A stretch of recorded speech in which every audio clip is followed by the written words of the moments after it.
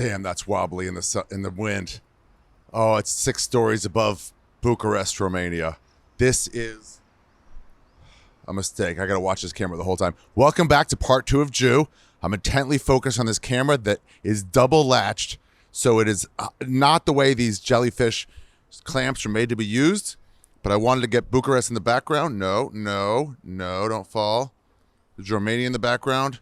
I'm Ari Shaffir. This is the second to last episode of Ari Shaffir's Skeptic Tank podcast. Hold it. Stay. Welcome back. Ooh. Welcome back, everybody, to part 2 of the album commentary Jew. We left Berlin, and now we're back in Bucharest, Romania, the country where my dad is from. Oh boy.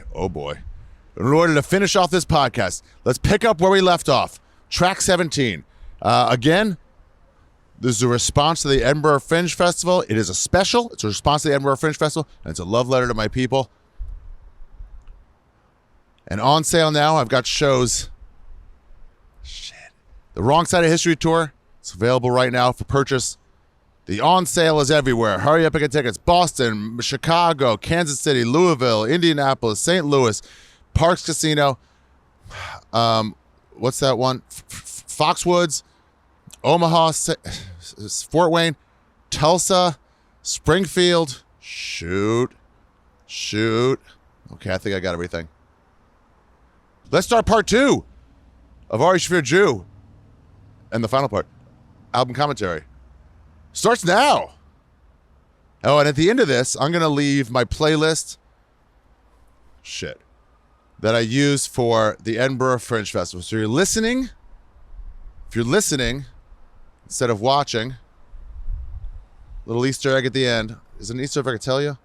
The entire playlist, some of these will be repeated, of the pre-show of all the music that was going on when people were coming into my show. Let's start. Ari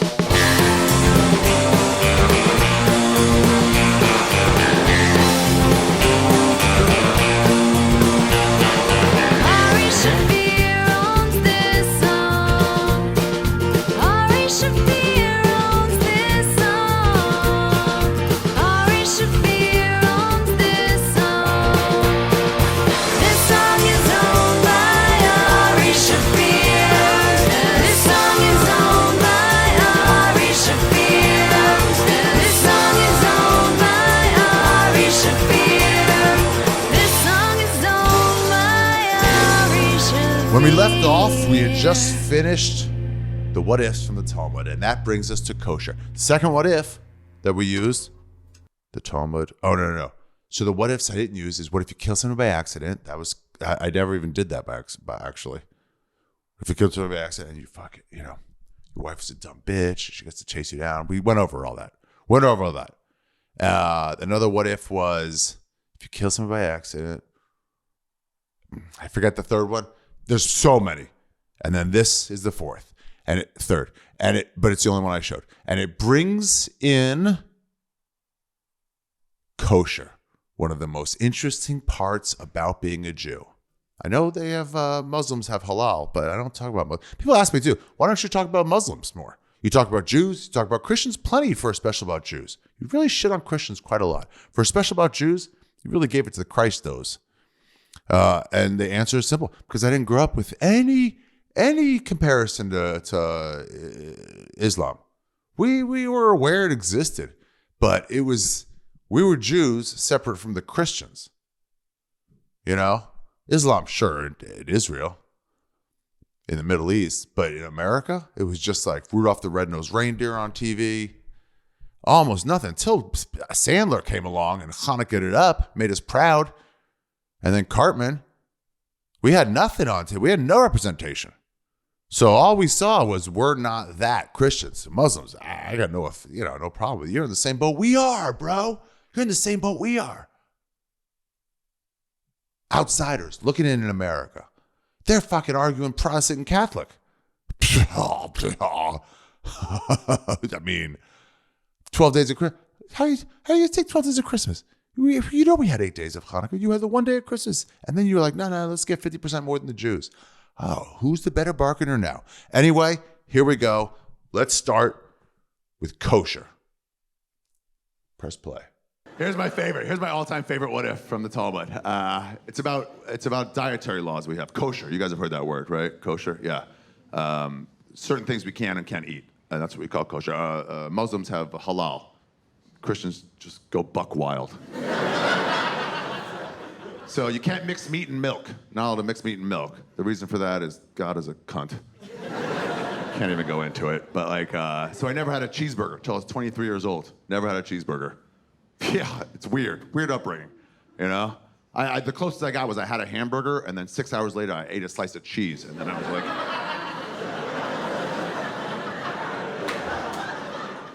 I had a couple of cheeseburgers coming out, but never going in. Also, no pig product of any kind. No pork, no bacon, no ham. Not allowed at all. Actually, this is fun because I took my nephew for his bar mitzvah. I took him to a New York Ranger game. Bar mitzvah is a Jewish coming-of-age ceremony. You've heard that. It's like Mexicans have quinceañeras, I guess, for little girls. It's when bar mitzvah is when a Jewish boy becomes a man. And that's when he can read from the Torah for the first time, and they let him on his own evict a family out of their home, all by himself. And so for his bar mitzvah, I took my nephew to a Ranger game, my Orthodox Jewish nephew, and during first intermission, we went and got concessions. And I ordered a bacon cheeseburger. And he was just like, ah. I'm like, I don't have to tell you, dude, when you're 19, you can fucking come out of this dumb cult, but until then, I told your mom you'd be good, so enjoy your french fries, loser. But you gotta understand, he's never seen bacon before. 13 years old, he's never been to a non-kosher restaurant. Why would he? He's only friends with Jews. He's only hangs around with Jews. He's never seen bacon. He's never smelled bacon, never touched bacon. And he just had questions. Look, I was already the cool uncle, you know? I fuck hookers, I do drugs. But dude, bacon? And he was just like, Uncle Ari, what does bacon taste like? And I'm like, oh, it's the greatest thing in the world. How do you even explain bacon to someone who's never... It's like, you have no jumping off ground to understand this. It's like explaining freedom to a slave. You know? Or hardship to a millennial. He was like, my mom said it tastes like roast beef. She's a liar, dude. Your mom's a liar. It's my little sister. I knew it a long time ago. I thought she stopped lying, but now I know she's still doing it. He's like, why do you think she's lying? I'm like, because she's never had bacon. And I've had both bacon and roast beef, so I'm the expert here. And he goes, oh, so you don't like roast beef? I'm like, you're missing the point completely. Roast beef is fine, dude, but next to bacon, roast beef is like making out with Madonna now. So we have these kosher laws. Okay, kosher down. Next up is, the ham soup. Oh, this is when it gets double rolling. Okay, a few things you might not know that I didn't put in here. Sfardis, the Johoreri Jews, the Arabic Jews, they wait 3 hours after meat. And I think the Yemenites, I don't really know much about them. I think they wait like 30 minutes. Vice versa, I might mix it up. Vice versa, if you eat cheese, when can you eat meat? 30 minutes. Seems dumb, right? Seems really dumb. Yep, that's what it is. But meat before milk? Come on, you think you're right to be able to eat cheese? Come on, bro. The closest I did come was not what I said there. It was fucking eating a hamburger, then, cheese, and then a slice, whatever. The closest I came was Morningstar Farms. Today's episode is brought to you by Morningstar Farms, making Jews believe patties are beef since at least in the 80s. Morningstar Farms had these vegetable patties. They also had breakfast sausages, and they were not meat. That's the reality. They were not meat. Yeah. And we put cheese on them. And it was great. It was great. There was a couple things, that and bacon bits. I mean, I would eat a whole thing of bacon. My mom would get so mad because they're like, it's for sprinkling on salads. Bacos. They were fake. Fake-o bacon. But they tasted like bacon to me. That was the closest I got, for real, to bacon.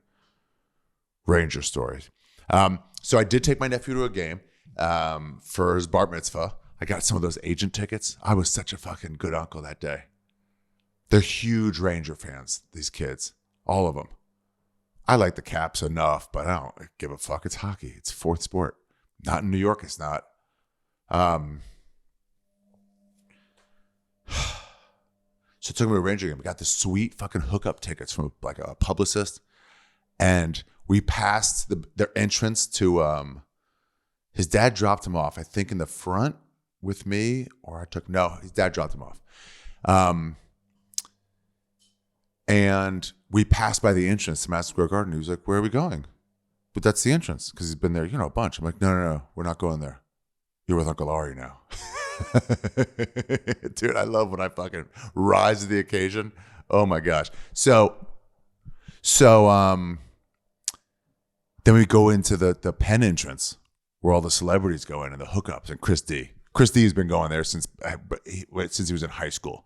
He just is the New York City sports god. But so we go in that way. He's like, what's going on? And then instead of going up, we go down. Under.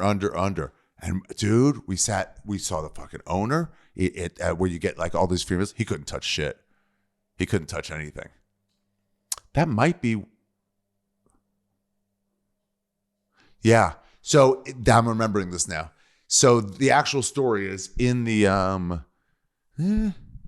now I don't remember. It's either where we went to concessions, I got that, or we went to the kosher section. Yeah, they wouldn't have had a bacon cheeseburger at the kosher section. They did have it in the suite that I was in. Dude, you come out right on the ice level. Like you're like 6 rows up. You can go up a little bit. No, they all go up.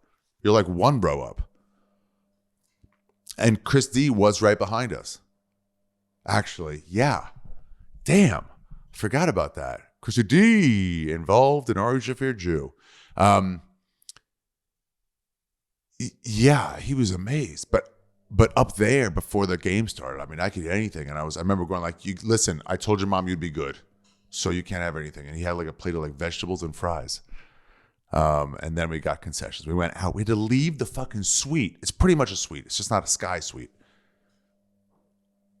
To go get him some shit food. What the fuck? I mean, God would not have wanted that. Also, I was like trying to like be a good uncle. So I was like, who's your favorite player? Even though I do like sports. And he was just like, ugh. I'm like, what? He goes, they just traded him. The Rangers were in a rebuild. And I was like, that sucks, man. Who's your second favorite player? And he's like, they traded him too. So I was like, who's like their favorite player on the team? And he said, is it John? Is it Don? Semenadejad? You know what he did say? He didn't say roast beef. He said brisket. I had to change it. That's a line I had to change. It was always brisket because I'm imagining a Jewish brisket. But the more I went to Austin, I realized that that's not what America thinks of brisket. Because brisket could compete with bacon. It really could, especially down there in Texas. It could compete with bacon. And so, I wouldn't agree, but in some people's mind, for sure. So I had to change to roast beef. That line explaining, that's a late ad explaining hardship to a millennial. I think I did it like twice ever. It should have been explaining hardship to a 23-year-old white woman. That's what it should have been. Their apartments are paid for. They're driving up the rent in my neighborhood because they're affording stuff they couldn't possibly afford. I'm going to have to leave my fucking neighborhood 1 more year. And then I think I'm out. Because I'm priced out of fucking my neighborhood in New York. I'm doing well. 5.8 million views on YouTube. It's got to be 6 million by now, right? From the first one? Guys, go tell everybody. And then Madonna now is a late ad because the pictures of her came out. First she kissed Drake. Remember that? She kissed Drake, and for the first time everyone was like, hey, actually, Madonna, you can't do that. Dude, that's so funny how much they want to fucking shit on things. They don't do that in Romania. They're too free right now. They just got free, so they don't have time to be like, you shouldn't do this. It's like kids on like minute 1 of recess, when they don't have time yet for like, you cheated. Hey, that wasn't a catch. That wasn't a foul. How'd you get your foul? None of that. First, they just sprint out like, we're free, and they just go enjoy the field. That's what these Romanians are like. All right, let's listen to the ham soup, because this is one of my favorite bits in the special. The ham soup. And so here's my favorite what if from the Talmud. What if you're making some soup, okay? Let's imagine a big vat of soup in the town square in Jesus times Jerusalem. You know, can you picture it? Some guy's making this fucking cauldron of soup, and one of these goys, one of these shifty fucking goys, he's just kind of like milling about, you know, just hanging by nearby. What's that goy even doing here? Nobody wants him here. Just shifty, you know, just bringing down property values. I hate when they're here.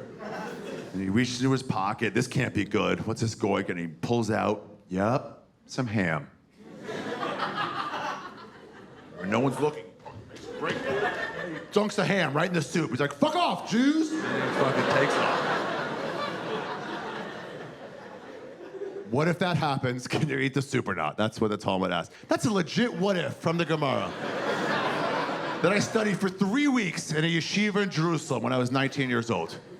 I get the other ones. I really do. What if you kill somebody by accident? What if you stab a period into your wife?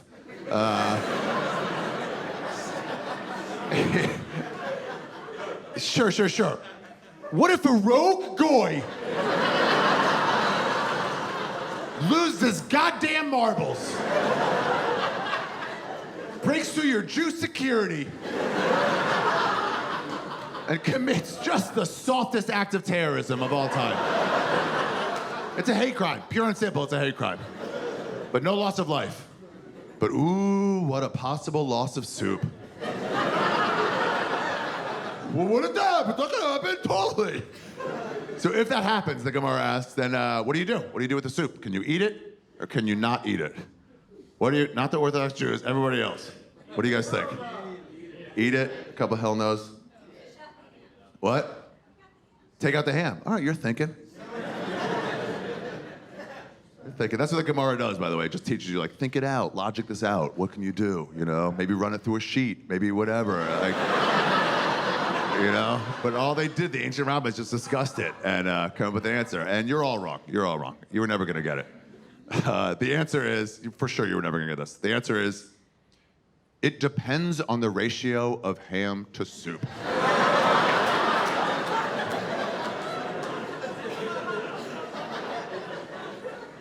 Yeah, and that number, and I don't know why, that number, actually, if anybody knows it, on the count of 3, say it. 1, 2, 3. 60th. Yeah, 1/60th. I'm not making it up. Yeah, a lot of you Christians are like, wait, what's going on right now? Did Ari have 47 audience plants? 1/60. The law is called Bito B'Shishim, the waste of the 60th. And if it's less than 1/60th, you know, if it's 1/64th ham to soup, then the ancient rabbi's like, hey man, let's just soup a little bit of ham in it. That never hurt nobody. Yum, yum, eat it up. But if it's a little less water or a little more ham, if it's 1/59th ham to soup, then they're like, dude, that's obviously ham soup. Pour it out on the street. Don't give it to the non-Jews. That'll incentivize them to do it again. Throw it out. Here's the cool thing, though. Here's what me and all my friends like tapped into. We were 19 in this yeshiva. We were like, here's the coolest part of the law. The ham in the non-ham soup, you know, if it's 1/67th, whatever, ham to soup, it's no longer considered ham. Yeah, it's lost its hamness. So you can eat that ham. And that, my friends, is the loophole that we were all looking for. Yeah. Yeah. Jews do love loopholes. And we're back. Ooh, the ham soup, y'all. God, I got a lot here. So, watch for this, because I try to do it a bunch through the whole special. I'm trying to reclaim the words so that we could fight back. You know how they like the was it gays or lesbos that were reclaiming either the F word or the D word? I don't know. Black people reclaiming the N word. I wanted to reclaim a storyline. So I'm calling the goys the shifty ones. You know how they always say us? But imagine a world where we were in power, where the Jews were the dominant ones. Wouldn't it have been reversed? And I'm always like, I wanted like I wanted the rest of the people like listening, like, think about that. Why can't you be the shifty ones? You think you're better than us? You think you're so much different? You're just in power. We were in power, and you were a problem. I'm trying to give power to the Jews. And then the same thing, I'm just trying to call attention to like that those Goys, you were the blacks. Bring down property values. That's just me talking about, that's actually probably what Jews say now. Whenever a black family moves in, they're bringing down the property values as if they're going by and like, it's crazy. It really does happen though. A few black people move into the neighborhood and instead of your house being worth $1 million, it's worth like $950 for two families. They could be Cosby level before the, you can't use them as an example anymore. You can't use the Cosby Show as an example anymore. It's probably the worst thing about that whole situation. 45:26. Oh, Gemara. I'm just using, these Hebrew words. I told you about that. Almost burned myself. 45:09. It's me walking to the candles. Yeah, for real, I almost burned myself. Everybody on the set was worried. They're like, where are you going to go during that part? And I was like, hey, I got to go like right somewhere. Because on stage normally, I just go to a corner. The Creek in the Cave. Go look at Shane's special from The Creek in the Cave. That's the set. That's not his set. That was just, he was the first one to shoot there. But that's hopefully, anyone else will say respectfully, like, have to change the set. But that's just how the Creek looks. It's cool. So I would when I was doing over there, I would go hide like behind the bear that's on stage. Anything that was on there, I would like kind of hide behind. There was nothing to hide behind. It was all fucking very flammable. I probably had the most flammable set since Michael Jackson. I wonder how many percentage of people watching or listening understand that reference. I bet none. Marisa, if the editing, can you get a picture of Michael Jackson with his hair on fire and just put it up real quick, like 1 second, maybe a second and a half, over the whole screen? He was doing a Pepsi commercial, and he had all these fireworks, like fucking Kevin Hart on stage, and it just fucking lit all his fucking Soul Glow on fire. It's very flammable hairspray. Stab period India. Yeah, it's the same, like not taking it seriously. It's a callback, but like that terminology is intentional to like keep it like degenerate level comedy. Not the other, just so I had this problem and this issue. I was thinking, well, all through when I was doing this, especially in New York or Jewish markets like Chicago or Melbourne or even London, you ask a question to the crowd, and it's either everybody cheer or it's rhetorical. So like anybody see the new Star Wars? They just want everybody to cheer. They don't want one guy, as people cheer, go, hey, I thought it was pretty good. Overall, nobody wants that.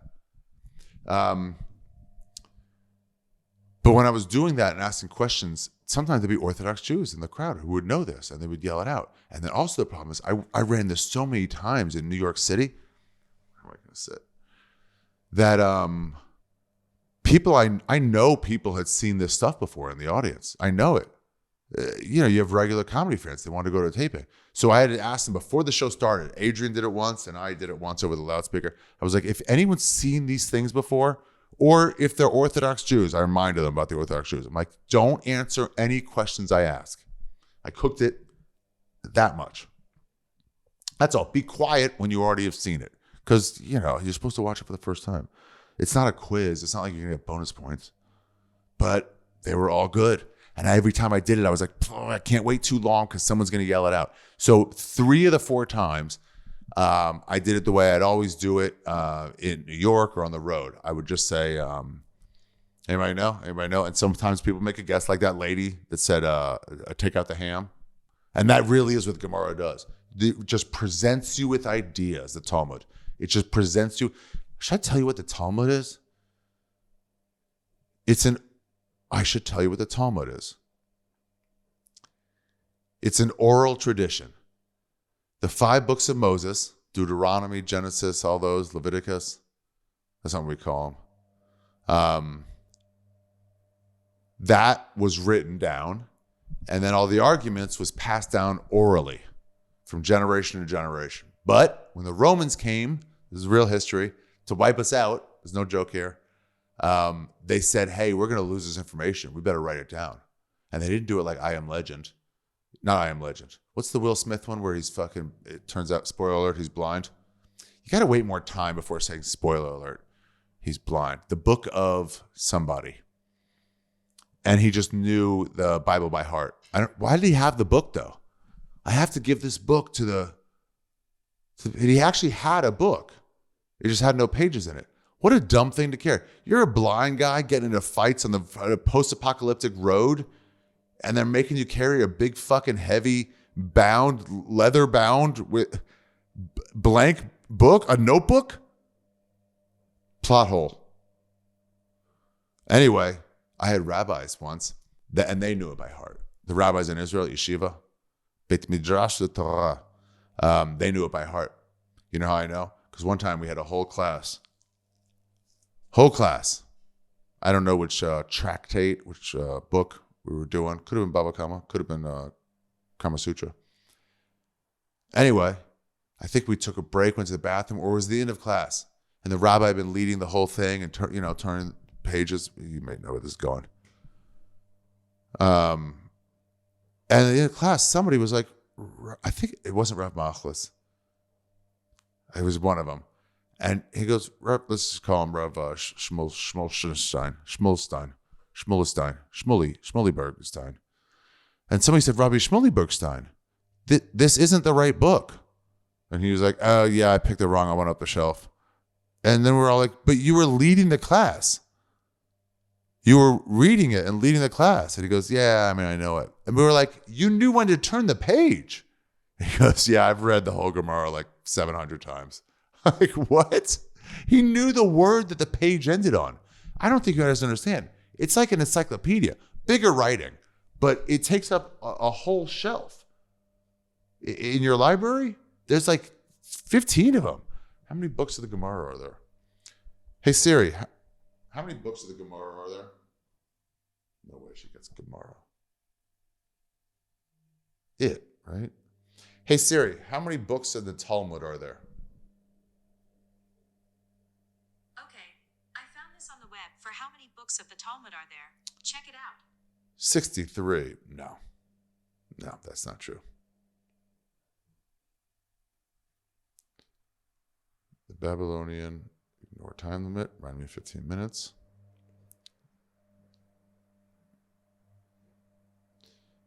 Reject all. Do they do this with cookies now where they're all giving everybody the options? And it's like 63 tractates. I mean, this thing, no way. Oh, some of them are combined. 1, 2, 3, 4, 5, 6, 7, 8, 9, 10, 13, 14, 15, 16, 17, 18, 19 books. 63 tractates. Let me see. Talmud Bavli. Oh, it's the whole thing is Talmud Bavli. Here it is. It's small. Shnat, that could be Shabbat. Well, way to lose the crowd, Ari. That was pointless, and I apologize. Yeah. Anyway. So anyway, most of the time I just say, you're all wrong. And I say, it depends on the ratio of ham to soup. Oh, I did say that here too. And that number, and I was like, and wait, that number, how would I normally say it? And that number, and I don't know why, is 1/60th. And then that would get a laugh. But for one set, I think the final set, I was like, hey, it might have been set 3. I was like, hey, let me just see who knows this. And I was surprised at how many people knew it. There were some Jews that showed up. Maybe not all Orthodox, although there were some Orthodox Jews. And there were a couple of Hasidic Jews too. I think they just heard Jew was going. So they were like, let's check it out. But they're all good sports. Everyone's always like, but you can say one thing about the Jews and they all complain. They really don't. We just stay quiet. Most of us don't want trouble. Yeah, 1/60th. That 1/60th rule, that is the Orthodox Jewish version of yelling fire in a crowded theater. That's our version of that. Where, you know how everybody knew that growing up? You can't yell fire in a crowded theater because it puts people in danger. We all knew that. No, you've never seen anyone yell fire in a crowded theater. You've never heard of anyone doing it. There was one case, and we all know it because we all reference that when talking about other things you can't put people in danger with. It's like yelling fire. It's like yelling fire in a crowded theater. That's every fucking school kid knew it. And every Jewish kid, religious, conservative, and above. I don't know what the fuck the Reform are doing. They're too busy listening to their fucking chick rabbis. One time we had a chick rabbi and she had a piece of toilet paper, like 6 squares coming off her shoe. She stepped in it. She was dragging it. That was it. End of respect. You could blame her on the woman thing. It might have been related, but really, it was that toilet paper. And we were like, we ain't gonna listen to a fucking word you say, lady. Rabbi Jan. I'm sorry, Rabbi Jan. We did not give you enough respect. You were a rabbi. You were a rabbi, and we did not treat you like a rabbi. I don't think anyone called you a rabbit, but that was a missed opportunity. For a kid that was rude back then, that was a missed opportunity. I would apologize for that as well, but I never said that. Bitul Bashishim. It's also known as Batel Bashishim. You don't have to know that. One line I got from Jason Tebow here. I had some people come see me do this in the Comedy Store. I did a set at the Comedy Store in the main room, made money, but I invited a group of people down, a group of comics, and I said, guys, I just want you to sit there and tell me. This was late in the first run of it, not the second run. And I was like, tell me anything that either does not make sense to you, tell me anything where you see it's like weak moments, but like not enough, too much time without a laugh. I want to hear everything. Anything you think I didn't get to that you wish I would have. It was like a critique of the special beforehand, and I wanted to hear it from comics I trusted. Teeb was there, Tom Segura was there, David Taylor was there, Danish and O'Neill. I think that's who I thanked at the end in a row. And then as soon as it was over, we sat in the fucking green room of the main room. My agent came and said hi. I was like, hi, can't talk now. I'm doing something. And we just went over notes. I was like, guys, do not worry about hurting my feelings. I got to know anything we can hear. And it was helpful. Segura had a good angle, not a good line on one of the things I took out of childhood was... You always knew when your parents were lying to you. That was the two things. Now that I'm older, I look back. I realized that my parents always knew when I was lying to them. And it was like, I think about brushing my teeth. And it's like, did you brush your teeth? I'm like, I sure did. I'm like, the toothbrush is dry. But I didn't act out. It was like, did you brush your teeth? And it's like, I sure did. Like we thought our parents couldn't tell. Toothbrush is dry. I was like, weird, because I brushed them, so I don't know what to tell you. That, and then the going back in time to fuck. I think Tebow was like, and I think Segura was like, do something more specific with why the woman, with the sign she wanted to give you, like go real overboard with it. Anyway, I thank those guys in the credits. All right, let's get back to it. Right. That's what makes us such great tax attorneys. We find loopholes and we exploit them. We really do. You know how the women wear the wigs? Loophole. You ever see the women wear the wigs? The Orthodox women? It's because okay, you can't covet your neighbor's wife, and they say one of the things you covet is their hair. Hair is an attractive quality in a woman, so you have to cover your hair if you're a married woman. So these Jewish women, who were just as smart as Jewish men, they went looking for loopholes. So they went to their rabbis. They're like, Rabbi, can we cover up our hair with a baseball cap? And he's like, yeah, whatever, do anything. And they're like, can we cover up our hair with someone else's hair? And the rabbi's like, where are you going with this? And they're like, well, we propose we cover up our hair with some hair we bought in China. So it's not us they're attracted to, it's Sung Lee from Shanghai. And the rabbis were like, well played. And we're back. So yeah, that one was, I remember at the stand, the old stand, I have a piece of the wall I got to put up. It's at Sal's house. Forgot about that. Maybe I'll wait till I get a studio, then I'll put it up in there. The old stand. It's my first home club in New York City. No, my first home club was New York Comedy Club. But when I moved, my first home club was the stand. They had just opened. They took me in with open arms.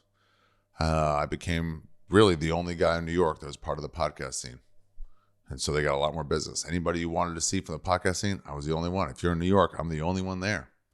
And now, New York has a thriving and some would say better podcast scene. And I would be one of those people who say that. It's too corporate in LA. Those guys are too corporate now. New York's becoming that.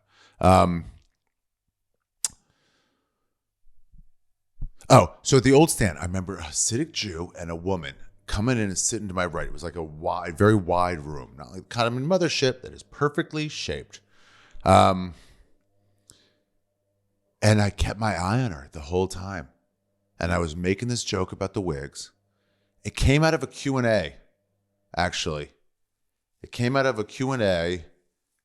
I call them Jew&As after Don Barris used to run those with me at late night at the Comedy Store. We call them Jew&As. They asked me just the most horrible questions about Judaism. And so when I started doing this, did I tell you this? When I started doing this, I started with like 20 to 30 minutes at the Fat Black. And then after that, I would just take questions. And people would ask me things like, why do they carry those pillows? And that one, I didn't know what they were talking about. But like, what's kosher? Stuff that I didn't really know to tell. I knew the answer, but I didn't know to tell. And people would ask me these questions. I started with Noah and the flood, and I started with like a couple other bits. And then and Hanukkah. And then if there was, I would do that over and over again at the Fat Black. And then a holiday would come up and somebody like, what's this holiday? What's Purim? What's Passover? And I'd go into it. I'd try to joke around when I was doing it. I had a whole thing on Passover, how it was over. My one thing that didn't make sense in Passover, I should have said this before. My one thing that didn't make sense was that there were 10 plagues. But remember the part where God hardened Pharaoh's heart? So there was a couple times where I think twice, maybe just once, where let's say after plague 4, 5, 6, 7, whatever it was, Pharaoh said, go, you guys can go. And then it says, God hardened Pharaoh's heart, and he goes, stop, reconsidered, come on back. That's why they had to leave in a hurry at the end. That's why we didn't have time to let our bread rise. So like, just grab the bread and go. Oh, I had another good line about that. I was like, how cheap are you that you're like, but the bread hasn't, hey, you're for 400 years of slavery. You get to leave now a little early. But the bread. And God must have been like, what? The bread. God's like, what do you mean with the bread? We just put the bread in the oven. So it's not ready yet. He's like, Moses must have been like, we're free. We got to get the fuck out of here. And that is nice. I don't want to look a gift horse in the mouth, but also the bread. It could be so delicious. And then he had to be like, all right, fucking compromise. Just get the bread. It's not risen yet, but just get it. And bring it with you? Okay, well, at least the calories will be the same. At least we'll get the units of energy out of it that we needed. For we have a long journey. That was the best Jew impression I've ever done in my life.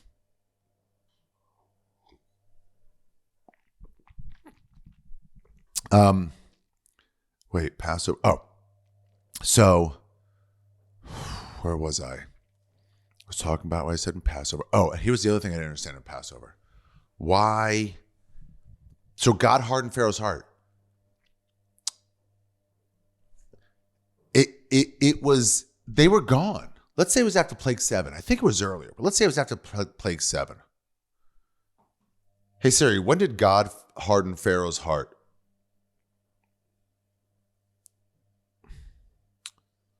Verse 5. Oh, okay. Yeah, I remember this. After the 5th one, Pharaoh hardened his own heart. English, yeah. Oh, Romania, Slovensky. Pharaoh with a capital P, yeah. Evil turned upside down. Oh, come on. Hardening of hearts. Pharaoh's heart became hard. First encounter, okay, became hard. Get your Bible nerd hat on because there's a translation here issue that unfortunately complicates things. This is the real breakdowns of the Gemara. Shit like this, dude. Wow. Because if it says God hardened his heart, it's different than his heart became hard. It is. These word choices are big. Pronounced chazak is not passive, nor does it indicate who is initiating the action. It's called a stative verb, meaning it doesn't say whether it's Pharaoh or God. If you're reading in the NIV, it's ambiguous, which seems to be the point. However, some other modern translations have regrettably inserted their own interpretation into the text and rendered the term was hardened. Interesting. I'll tell you who's becoming hard listening to all this. All the ladies out there, they turn their head. So you walk away from chapter 7 thinking God was hardening Pharaoh's heart. Okay. Blood, Pharaoh's heart became hard. Frogs, Pharaoh hardened his own heart. Gnats, Pharaoh's heart was hard. Flies, Pharaoh hardened his heart. Livestock. Wait, did he harden his own heart? God announced that he has hardened Pharaoh's heart. Okay.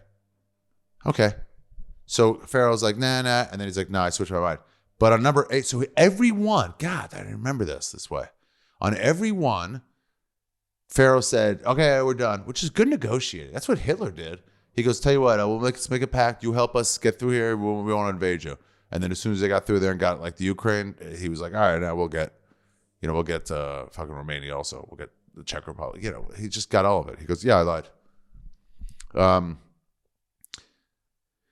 But after locusts, God announced that he has hardened Pharaoh's heart. So God did it. And so my question was this. That means the next two, ignore limit for today. The next two, which were the darkness and the death of the firstborn. This is a big one.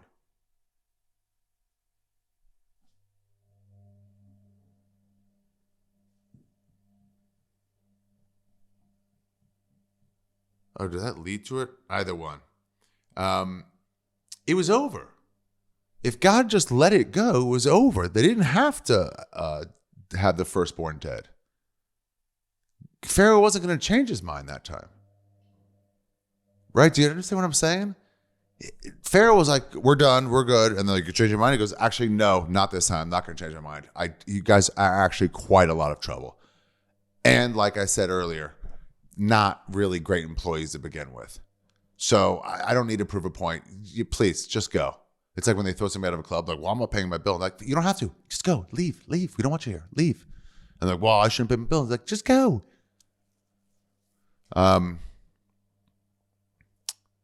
Yeah, so it was over. But then God was like, I said it was like this. How do I say this without dropping the F-bomb? Because the joke has an F-bomb in it, but I don't feel like saying it now. I've led up to it too much.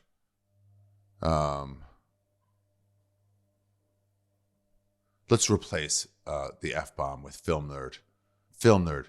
So it's like, but you know what I'm talking about. So it's like, I imagine two guys fighting and they break it up. It's like, break it up. And like, they start to walk away, just like seething, but start to walk, but like, all right, calm down. And then you go over to one, like, he called you a film nerd. And you're like, what, motherfucker? And you go back. That's what God did. It never made sense to me. Anyway. So we did these Q&As. I'm getting full circle. You can tell I haven't smoked weed in a while. I did smoke some today. Romanian weed. Thank you, that guy, Matt, who gave it to me. It did come in handy walking around the city. And whoever gave me the lottery ticket, quote unquote, that's what you said. I assumed there was acid in there. And there was not. Either it fell out or you really just gave me a Romanian lottery ticket. I don't know how to cash that in.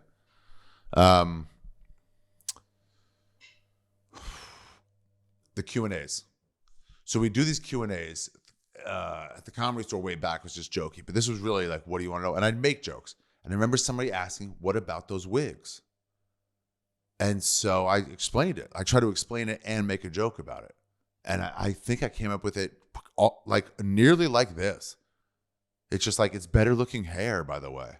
You're getting better looking hair, but it's a loophole if it's not ours. So anyway, I was doing that joke. I had it now as in my act from the Q&A. I saw this Hasidic Jewish lady with a wig. And I'm seeing her out of the corner of my eyes.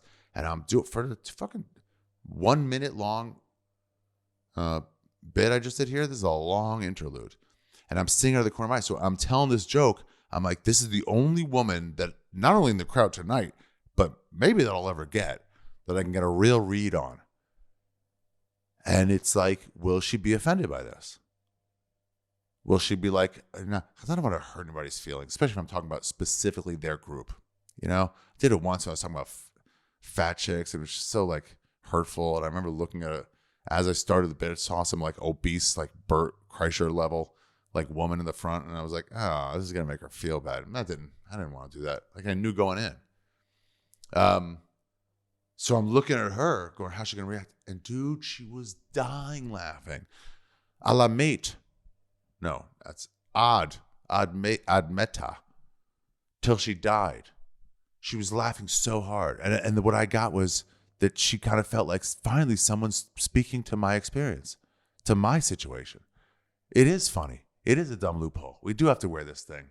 I'm not going to not wear it, but it's funny. All right. Damn, that was a long one. What's the next bit? Jutrex. Loopholes. Woo, Shabbos Goy. Okay, this is a good one. And this, I'm selling Shabbos Goy t-shirts on my website. If you are an ally, you should get one. Maybe I'll have those on tour with me. I did not tell you guys about my tour. The following shows are, oh, no. I'll do it at the beginning of the next thing. Well, you're about to get a fucking dates read. You can't use electricity on the Sabbath. That's when you're not allowed to do. If the light's on, it's on. If it's off, it's off. From Friday night sundown to Saturday sundown. All Shabbos long. You can't use electricity. However, you can get a goy to use it for you. You can't ask outright, because that's cheating. But you can hint strongly at it. So maybe you have an Orthodox Jewish family in your building or your neighborhood, and maybe they talk to you for the first time ever. And they're like, this is odd. You're like, hey, neighbor, how you doing? I've lived next door for the last 25 years. I haven't said hi to you ever. Well, it turns out it's very hot out, and we left our air conditioning off. And you'd be like, okay, you should turn it on. Like, oh, I'm glad you brought that up. I cannot turn it on because my God forbids it. However, if a goy were to do it for me, why then I could be a nice, cool breeziness. That happens on the Shabbos. What you should do is you should go over there and turn it on for them. Be nice about it. And then you'll be known as a Shabbos goy. And that is the highest level of goy.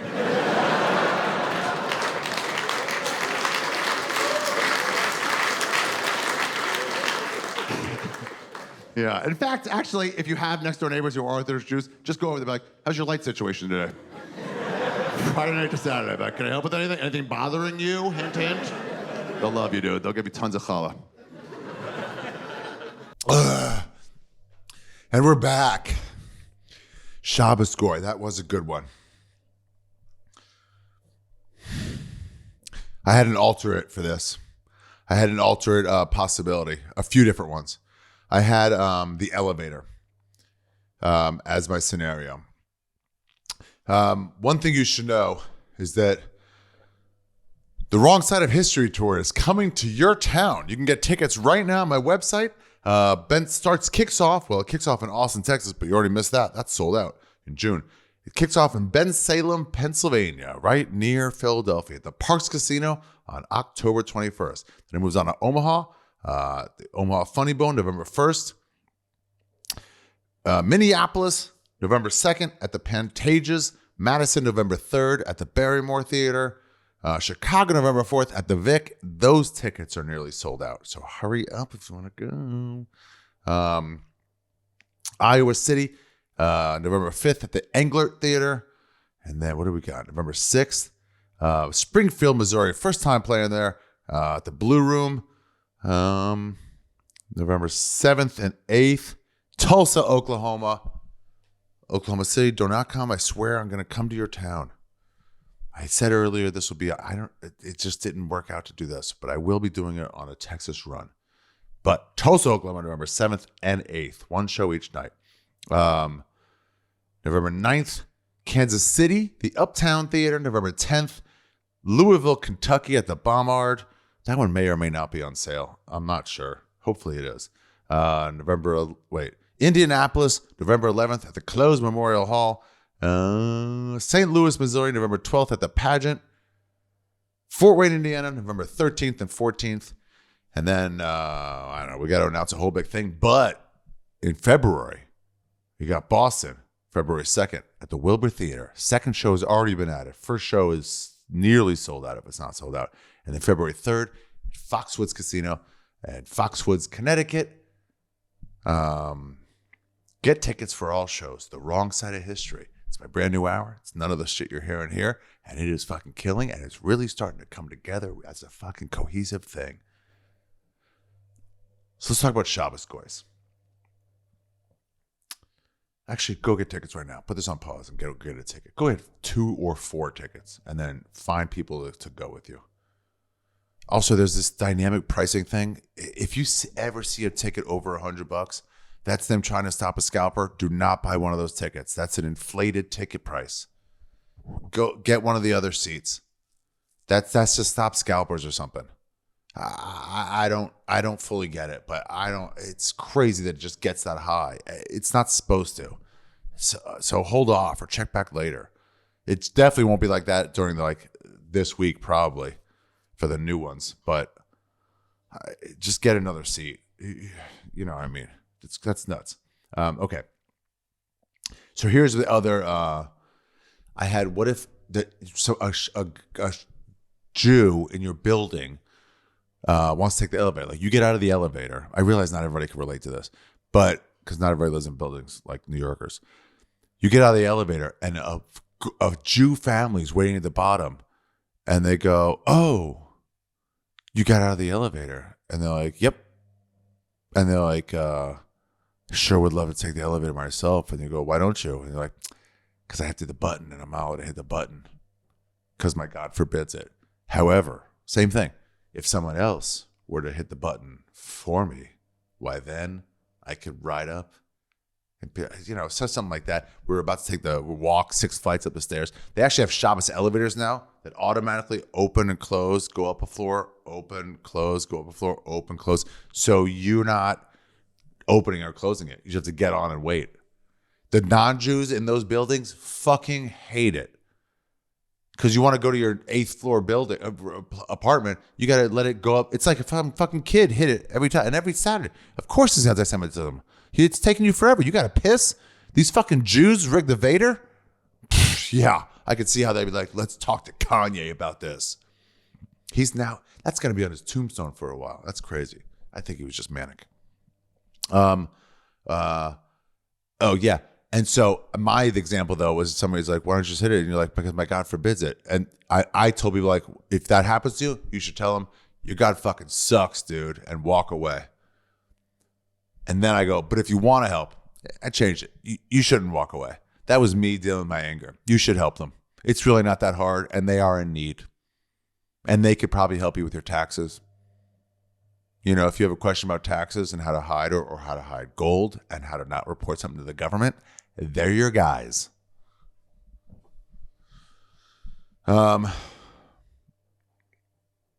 Anyway, get those Shabbos Goy t-shirts right now. My merch, I have Shabbos Goy t-shirts. I have psychedelic playing cards with me as the king of mushrooms.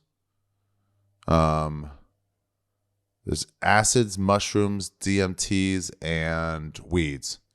And every Jack Queen King is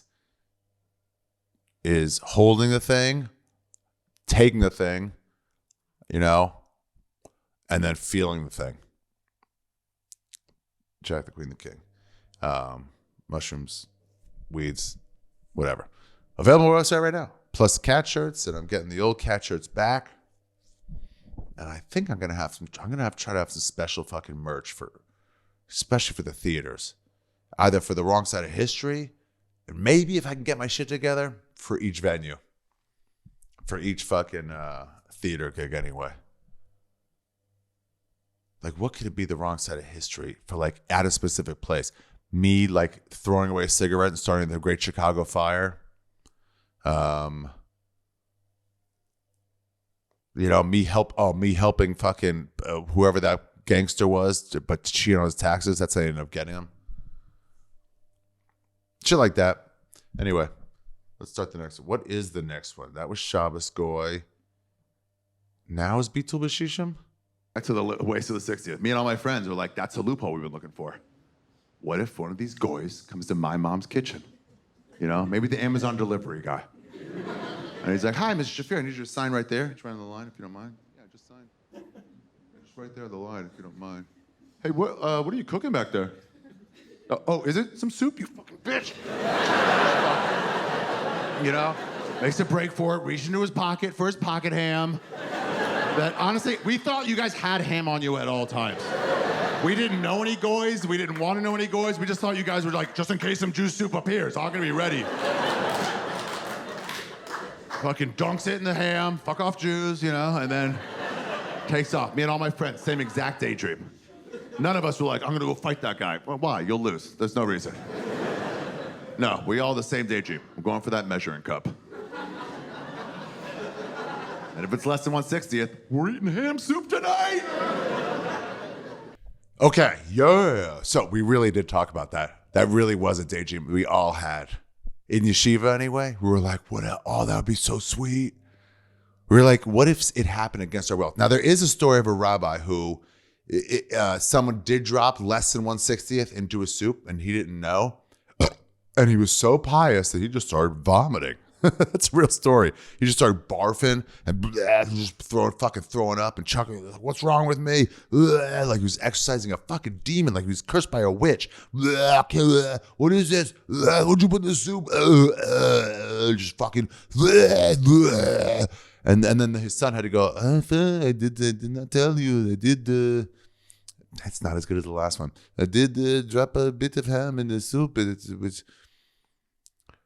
Doesn't have to be ham. It could be non-shechted meat, not killed the right way, just not kosher in general. But now I'm thinking about, what are they even doing with non-kosher meat? Why would you even have that in your home? Why would you have it around? Some questions. Maybe they live different than us. Anyway, so he started chucking. So it was like, sure, 160 is the line, but this guy was so religious that for him, even a drop is too much. Get over yourself, dude. Way to write yourself into the fucking history book. Get the fuck over yourself. I gotta change this towel. I think I'm okay.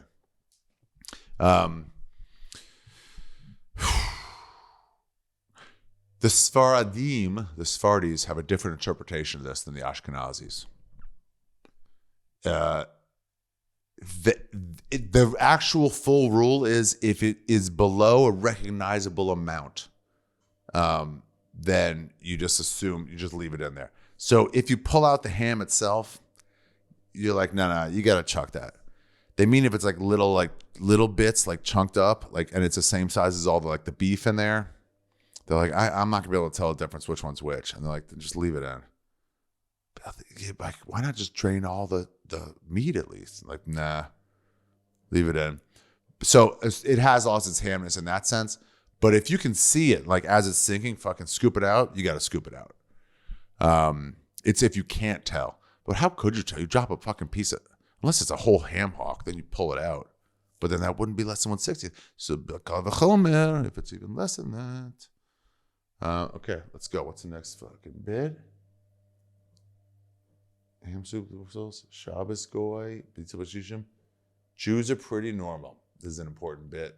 This is trying to relate it to all of you. And yeah, what did you guys dream about when you were 19? Same shit or like different shit? By the way, okay, so you guys, I know I'm painting this picture of Orthodox Jews being like very insular and like different, but like we're not that different than you. It's like just like one step down. You know, we did normal shit. We listened to top 40 music. We could watch movies, rated R movies even. No nudity, but violence was fine as long as it was goys dying. It was cool. I played basketball. I was on a basketball team. My league was 3 Jewish schools, a deaf school, and a Sidwell Friends. Yeah, but you had to play with your yarmulke on. The girls had to play with skirts with sweatpants underneath. Yeah, but I played with a yarmulke on. And what I would do is I clip my hair, my clip on, the yarmulke, just one clip, so it would like move around a little. I'm 6'3". I was the tallest Jew in like 9 years of my school. So I was a center. So Jews aren't known for their vertical. So what the fuck am I gonna do? So I get the ball on the post, right? And then I go like this, and the yarmulke would like move, and it would put like defenders in a trance, and they would follow the yarmulke. And drop step to the left, the easy deuce. Yeah, you gotta use what you got. Yeah, we're like you, just like one step off, you know? Like, okay, like Christians, you're not allowed to have premarital sex, but you do it. You're just not allowed. And Jews, we're not allowed to touch women before marriage. But we still did. It was like bad kids. We'd meet girls in the woods behind school and we'd like hold hands. But as we were doing it, we're like, what a fucking slut. Oh my God. Who would marry her now? It's you, but one step off, that's all. Okay. First in this, I had another example. I think I had an example of me touching the back. I remember I exaggerated covering my pants, but that's the direction I always go.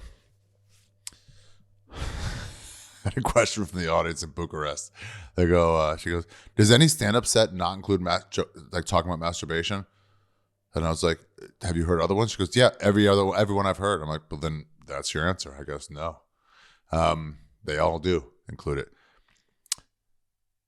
I was showman to gear for a while. I think this goes in here.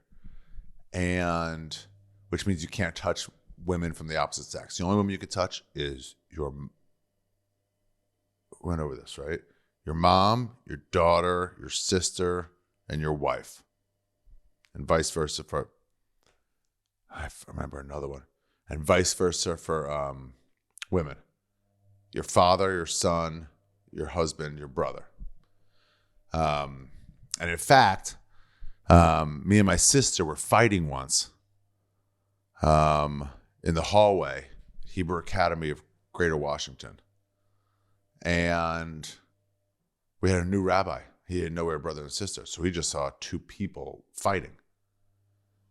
And I had this whole thing about it was the first, she would always beat me up because she was older than me, so she was taller and she thought she'd be taller forever. She didn't know about male growth spurts. So I just started growing and I was even with her. So for the first, she was trying to bully me. And for the first time I was holding my own and she saw it and it fucking worried her. She's like, oh shit. So she gave me an ultimatum. She goes, you quit now or I'm going to make this real bad for you. I'm going to beat your ass for a while. And then I made a decision right there. It's like, I'll die today, bitch. Because it was like my one chance. I don't care about the punishment. Let's go. Then the rabbi walked in and he goes, hey, Nagia, boys and girls.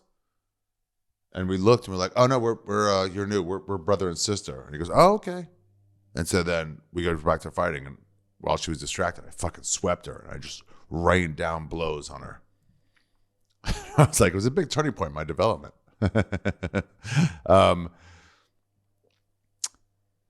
Anyway, but if you're showman Nagia, that means you don't touch women from the opposite sex, which means you get fucking horned up. You actually don't get horned up. You get less horny because you don't do anything. I had a friend who re-virginated himself, didn't have sex for 10 years, barely even masturbated. It's like, I guess, I don't know. I can't guess.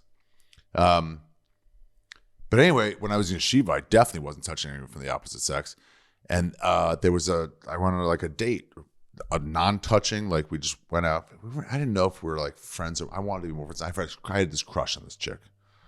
From my high school, she was in yeshiva when I was there.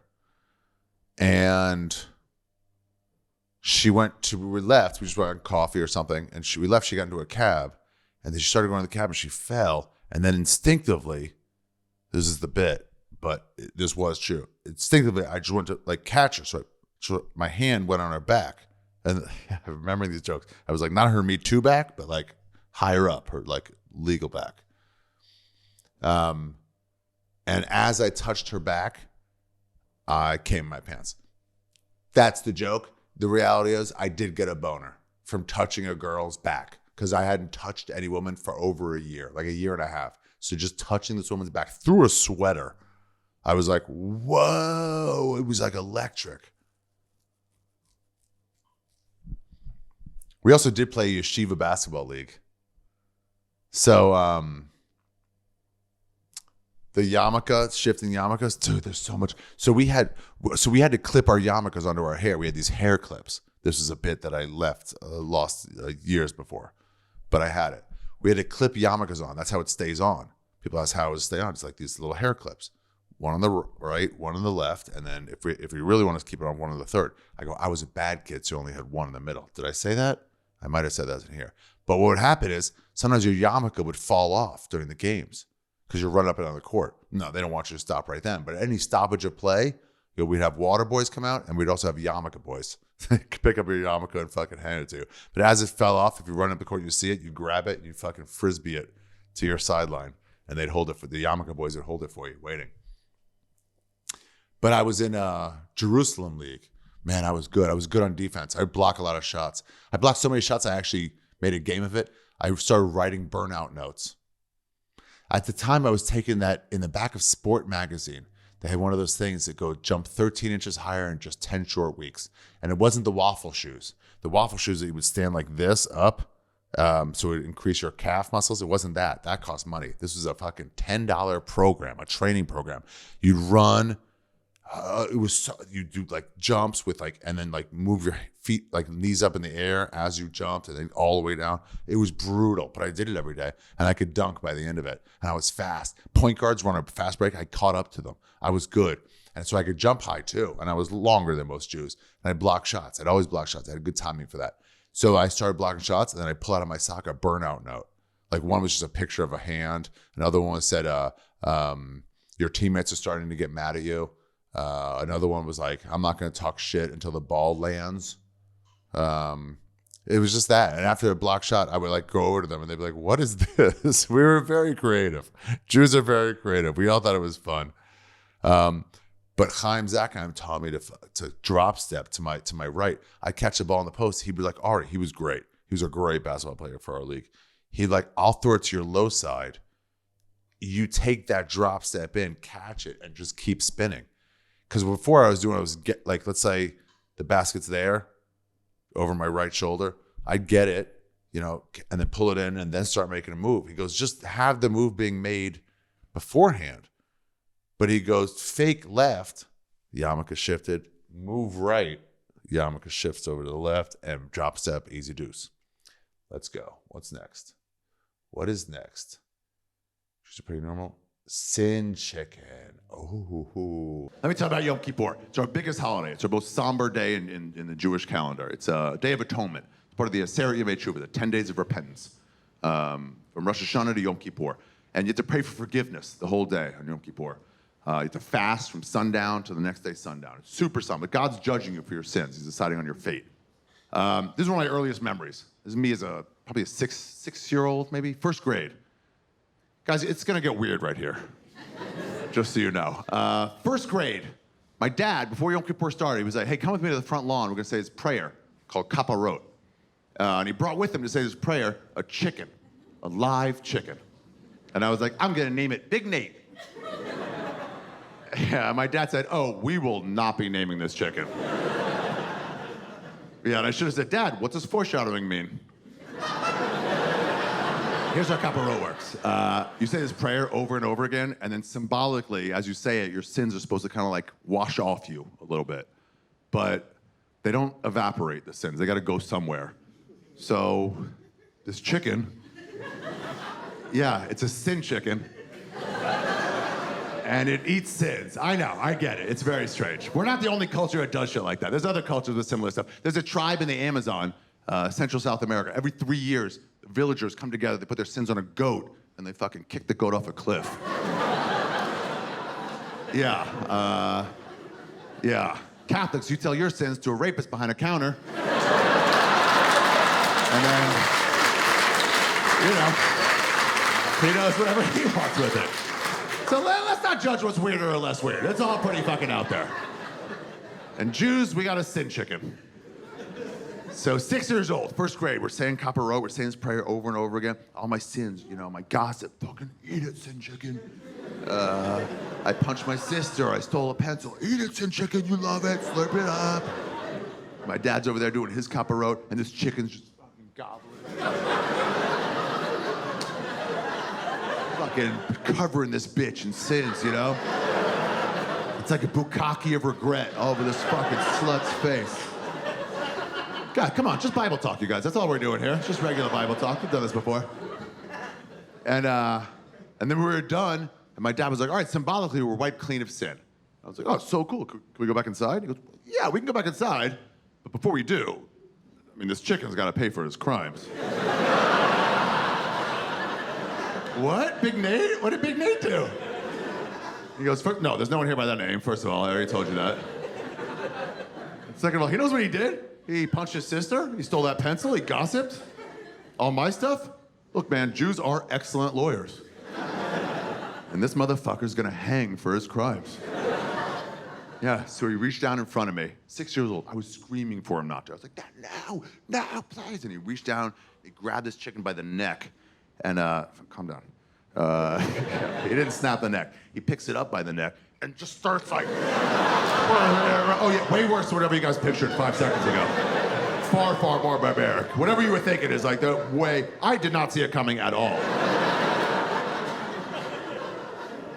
You know who's more surprised? Big Nate.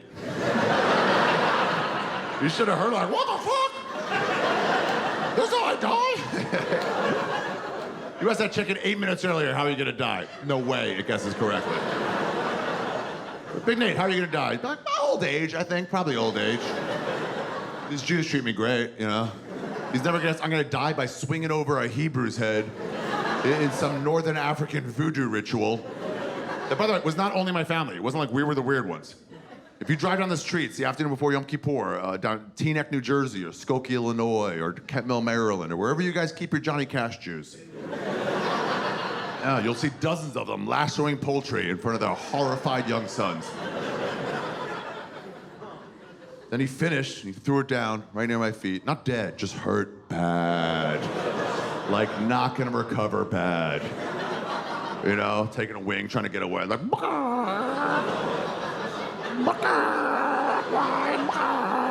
just trying to get home to see her eggs one more time. And then you can't eat the chicken afterwards. No, I don't have the chickens. Because it's got all our sins on it, so you can't eat it. So you know what we do with it? You're for sure not gonna like this, but we give it to poor people. We don't tell them about the sins. And we're like, here's some chicken. Eat it. No, it's chicken. Go ahead, eat it. Eat the chicken. Eat the chicken. Eat the chicken. It's good. Eat it. Eat the chicken. It's good. Eat the chicken. Yeah, so here's the weird part. Oh, yeah, that's not the weird part at all. That's not the weird part. Okay. Right away, here's I'm seeing already a problem with this. Setup on this was too long. How long was this? 54:03. Let's see. That's all. Let me tell you about Yom Kippur. 54:04. So I gotta mention Yom Kippur and Rosh Hashanah are connected.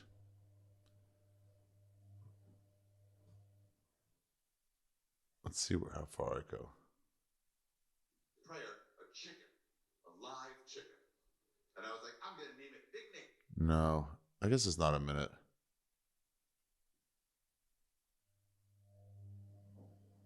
Maybe first grade. Guys, it's gonna get weird right here. I guess it's 29 seconds. Just so you know. And then a chuckle. Still, it's too long.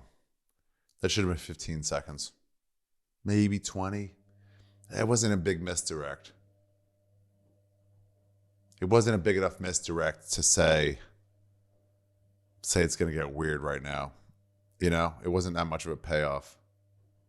Oh, by the way, I forgot before, we're eating ham soup tonight, that thing.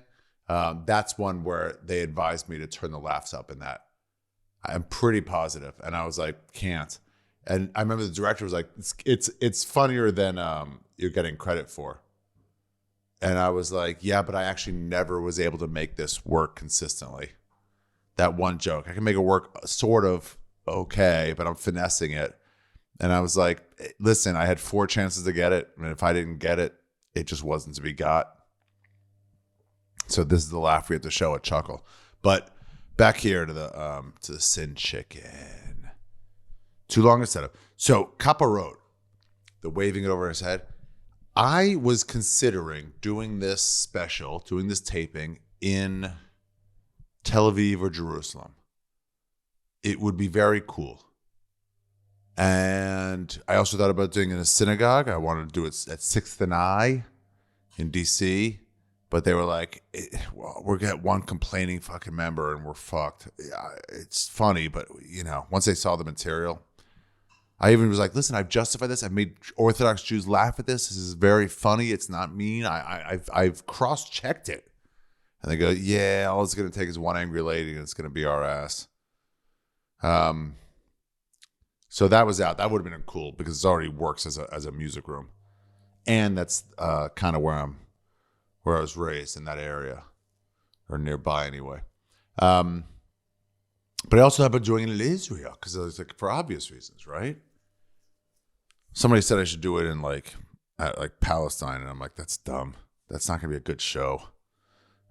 Anyway, so I tried to do it in Israel, and on a few lines, what you had is in the audience, you had some religious Jews. You also had some formerly religious Jews. That's the right word. So when I started doing the kaparot thing, kaparos, they were kind of like, the vibe was kind of like, yeah, we know. When I was like, it's going to get weird right here. Like, oh, what do you mean, like kaparot? And it's like, oh, yeah. Like, oh, what were you going to say about it? It's like, well, what they do is he takes his chicken and like, yeah, he twirls it. What's the joke? So all the laughs I was getting in the setup, and there was just too much that they were like kind of aware of. So I was like, I don't think I can do this in Israel. I'm glad I did it. What I did is I did an 80-person show in Jerusalem, so I wouldn't burn the market. So I could do like, a few hundred later. And it was like, that's it. Can't. What a fun trip to Israel. On that trip to Israel, 2 things. Me and my brother, we was like, let's go to the Christian quarter. We never went to the Christian quarter. We only went to the Jewish quarter and a little bit into the shuk, into like just like 2 steps into the Arab quarter. Then we got out. Like, we're like, wow. It's like stepping on lava. We went. We're the Church of the Holy Sepulchre. And my brother's waiting in line to see if, I don't know, Jesus' toenail or some shit. And he was like, because he went the day before when I was in yeshiva studying with my rabbi the final bit of this thing. And I was like, well, you wait in line. I'll walk around, come back. He was like, sure, no problem. Because he was just there. And I'm walking around. I turn the corner. And it's like, I saw something I recognized. And then that something spoke to me. Something was a person. He's just like, Ari? And I was like, Tom? And he's like, what are you doing here? Tom fucking Rhodes. I just ran into him at the Church of the Holy Sepulchre in Jerusalem. And he's like, I'm here with my mom. I'm like, I'm here with my brother. Let's all meet. That was crazy. Of all the guys that fucking run into, the travel king, Tom Rhodes. So anyway, we were talking for a while, and you look at the fucking the rock that they took Jesus down. All these old ladies are crying and touching and washing themselves. And I was like, my friend Steve Simone is really religious. I'm going to get him a fridge magnet from here, something like that. And he goes, fridge magnet? No, get him a cross. And I was like, what do you mean? He goes, you get a cross, you put it on the fucking rock, and it fills it with power, Jesus power, the power to smite, the power to rape altar boys, the power to forgive. the power to turn the other cheek and rip that cheek open and stick your fucking priest cock right into his ass as he screams, I'm losing my innocence. I'm losing my innocence. But you don't care because you're protected by God. It's a form of mafia. Anyway, you get that power and it goes into the cross. So I was like, where can I find a cross around here? And he goes, oh, dude, I'm not the only one with the idea. Uncomfortable. It's a whole thing. They're selling them out there. I got one with some like sand of Bethlehem or some shit. Put it on there. I took pictures to show that it was. And I gave him this cross. It's a good gift. Shit I don't care about, but I know he does. I didn't care about it even when I was religious. I didn't care about a cross. It wasn't like Indiana Jones where it all has power. Nah. Anyway, cut to. That was 2018, early 2018. Yeah, I think so. Cut to 2020. Late. His mom and dad are dying in the hospital of COVID. It's bad. The fucking judge, the hospital judge, whatever it's called, doctor, he's pretty much like, unless I'm reading into it wrong, he's like, hey, Steve, you should say goodbye. Like, they're losing this battle. And right then, they came with the monoclonal antibody stuff. And they just like shoved a bunch of money into it as a treatment in Florida. Florida, I think, was going like, hey, we're not going to shut down. So we're also not going to ignore the disease. It was still like really harsh back then. So it was like, let's put all our money into treatment. So they had this monoclonal antibodies. I got them when I was there. Done. Rogan said he stopped talking about it because every time they found out about it, they would have shut him down. They were like, whatever. Because I guess some people were going like, well, if I take these, I don't have to, whatever. I'm definitely not getting a COVID talk on this. So they got the treatment. You're supposed to get it right away. It was late in the game, but they turned around. Before they turned around, before the monoclonal antibodies, Steve brought them that cross. They're very religious people. And they held on to the cross that Jesus' body sort of touched indirectly. He touched the rock touched the cross touched Mrs. Simone. And they got better. And they were like, tell Ari it was him. We couldn't have done it without him. He's responsible for our recovery. And I was like, guys, if you're going to say it's the cross, you got to give the credit to Jesus. Yeah, I mean, who if it's the Jesus power, who gets the credit there? It's got to be Jesus, not the guy who brought Jesus to you. You know, the butler going, may I present to you Mrs. and Mr. Kim Kardashian? Yeah, everyone's like, yeah. No, the butler doesn't get like, thank you, butler. It's it's Kim Kardashian. I did have a chicken named Big Nate. Turned out to be a rooster. We got him prepubescent. My dad had chickens for a while, bantam chickens. They were beautiful, gray and white ones, very interesting colors. And my favorite was Big Nate, named after a comic strip in the Washington Post. Big Nate. They call that something, right? Ubiquitous? No. Namesake? No. They say like, called him Big Nate. Then he hit puberty. Found out, oh, he's actually a fucking rooster. They don't have big fucking hog dicks. And then he started at like 5 a.m., which is just not fun for neighbors who don't get the joy of the eggs and the fucking, they just hated it. And they were like, we got to get rid of Big Nate. And I was like, don't get rid of Big Nate. That's my guy. That's my favorite one. And they were like, okay, then we got to bring him into the garage every night. And I couldn't get him because I'm like so scared to grab this fucking chicken by the wings. Eventually they gave it away. And I wouldn't talk to my mom for like a month. I was just giving her the fucking business. I was such a cunt. What are they going to do? The neighbors are complaining. You get it by a house. You don't want a fucking rooster next to you. It's in New Orleans. Anyway, they did not kill Big Nate. It wasn't one of our chickens. It was just a chicken. Catholic rapists My favorite part of that one, I just love continuing to comment on it. I won't let it go. I just split up the mentions of how I did it and order them correctly. This was, I think, the third, and I was just kind of like, let me just get one more thing. I do like the line, and I would still write this again to rapist behind a counter, meaning confession. A Hebrew's head, that was a Hebe's head. I had to change it because I was like, and it's also more creative. Tell me I had to get somebody to tell me all the Jewish neighborhoods. Teaneck is, Skokie, Illinois is. It's where all the religious Jews live. There's something in Michigan. I forget. Near Detroit, outside Detroit. There's a bunch of them where it's like, oh, that's where the Jews live. And then David Mark corrected me on something. A guy I gave credit, a thank you in the credit. He corrected me on something. When he went to see it at the Cellar that time,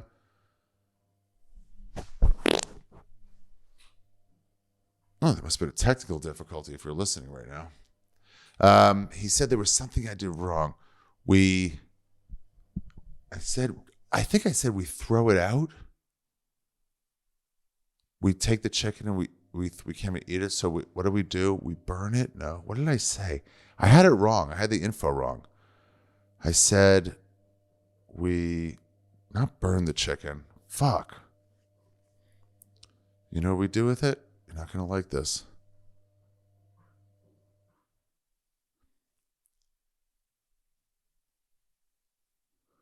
We give it to Goins. We make them eat it. We sell it to the Goins. That's what it is. I think we said we sell it to the Goins. And I was like, enjoy your KFC every October, motherfucker. You're eating our sins. That's what I said. Dave Mark's like, we don't sell it to the Goins. We give it to poor people. We donate it. And I was like, shit. I looked it up. He was right. All right. Let's get on to the next one. Making some fucking way in the world today. It takes everything you got. Taking a break. Like, if you got to take a break from all your worries, it must help a lot. Wouldn't you like to get away? Sometimes, honestly, you just got to go where, just some place where everybody knows your name. And they're always, glad you came.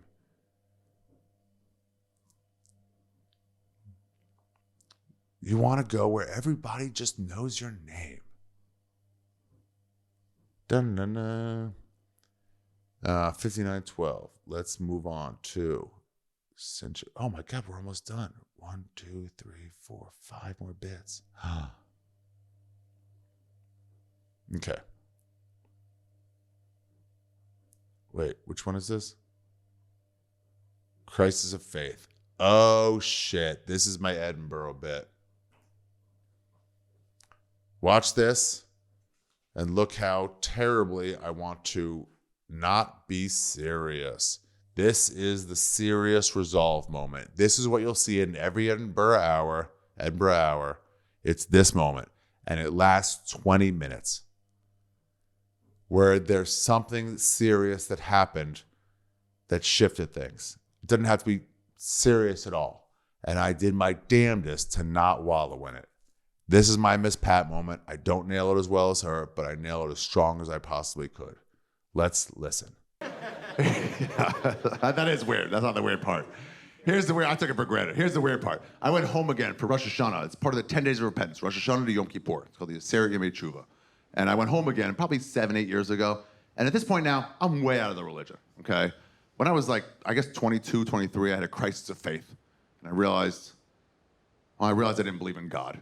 And that's a pretty important part of the religion. It was when I was in that yeshiva, in that seminary in Jerusalem. So I left a light on above my bed, a reading light on above my bed in the dormitories. And it was just in my eye on Friday night, on Shabbos night. And I couldn't fucking sleep. And it was right in my eye. I was getting so fucking frustrated that eventually I was like, fuck this. I'll turn it off. You know, and right when I went to turn it off, I was like, some people walked by my window. I'm like, fuck, I'll get in trouble. There's no goys to help me, you know, not in Jerusalem. So I was like, fuck. And I didn't turn it off, but then I thought about it later. I was like, why would I care if people got me in trouble? You know? I should care about God. And then it hit me. I'm like, oh, I don't believe in God. Fuck. So I'm like, I'm out. I'm done. I went and got my first non-kosher meal, Taco Bell. Yeah. No, do not clap for Taco Bell. Ever. Oh, I was so like overcome by like guilt. I threw up after I ate it. But now that I'm looking back on it, I realized it was not the guilt at all. I just thought that then. I thought that was real food back then. It's Taco Bell. Never ever eat there. So I left. I had to leave. I had to tell my Orthodox Jewish Holocaust survivor father that I was out. Yeah, he wasn't stoked. I get it from his perspective. You gotta understand. Like, he sent me to Hebrew school for 12 years at like $15,000 a year. You know, Jews don't love wasting money. I don't know if you've heard about us. And then yeshiva, seminary in Jerusalem at like 30 grand a year for 2 more years. And then when I got out, I was like, Dad, I need to talk to you about something important. And he's like, you want to become a rabbi, don't you? And I'm like, oh, quite the opposite. I want to tell dick jokes to drunk people all over America.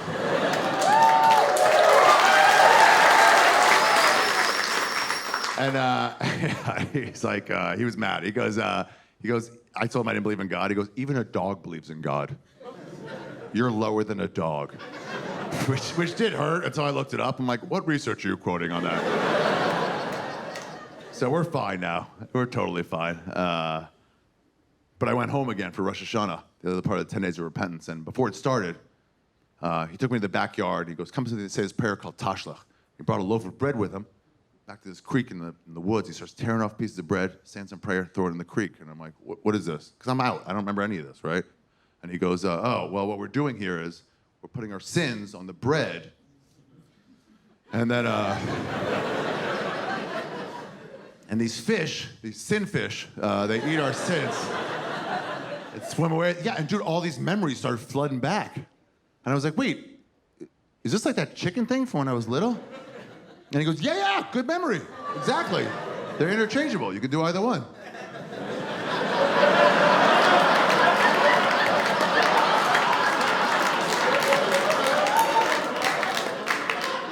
You had the option? When I was 6 years old, you could have fed goldfish with me? And instead, you killed me, Lee! He was like, in hindsight, it was not the best idea. Yeah, but getting out of the religion, man, I thought I'd missed a sense of community and stuff, but no, I got my first blowjob, and I'm like, oh, hell yes. I loved it. I experienced new things. Every Saturday morning, I'm fucking flicking on and off lights. I'm like, you know? In college, like, do you have OCD? I'm like, making up for lost time. Before I end this section, I should say this about the Edinburgh Fringe. Also, the sound editing is fucking great in this whole thing. The cuts, Dan Cotter made great cuts and helped us fucking tie things together and came up with solutions that were just like, I don't know how to make this work, man. And he just fucking, no, I got it.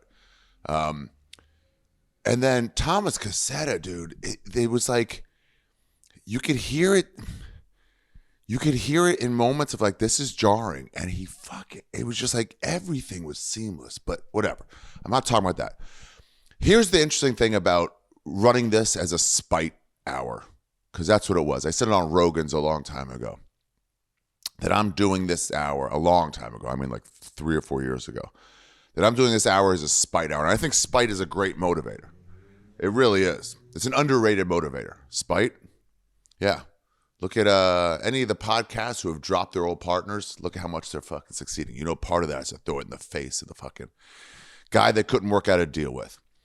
And the cool thing is, when I started trying to do this to spite Edinburgh, I found out something that it was driving me to get a lot better. So like every time I thought I had it done, where I'm like, filled an hour, 55 minutes on the topic, got it. I put myself in the place of whoever I had representing Edinburgh in my head. Sometimes it was my old roommate, Ahir. Sometimes it was all those fucking, just the people nominated for awards every year. It must have at some point even been Hannah Gadsby, although I can't remember. thinking that, but it was like all of them, you know? And like, where would they find the weaknesses in this? So if they're always saying like, sure, and you know, they don't always say this, but this is in my head that they do. Sure, American comedy might be funnier. It is. But where's the you know, the holding together? Where's the cohesive line? And so that's what I showed them. But at the same time, I could see their complaints were going to be. Their attack points, as Elon Musk calls it. And their attack point was going to be, one of them I realized was, hey man, this isn't personal.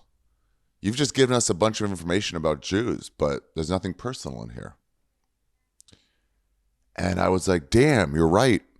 You know, myself, my own version of what Edinburgh is, the Fringe.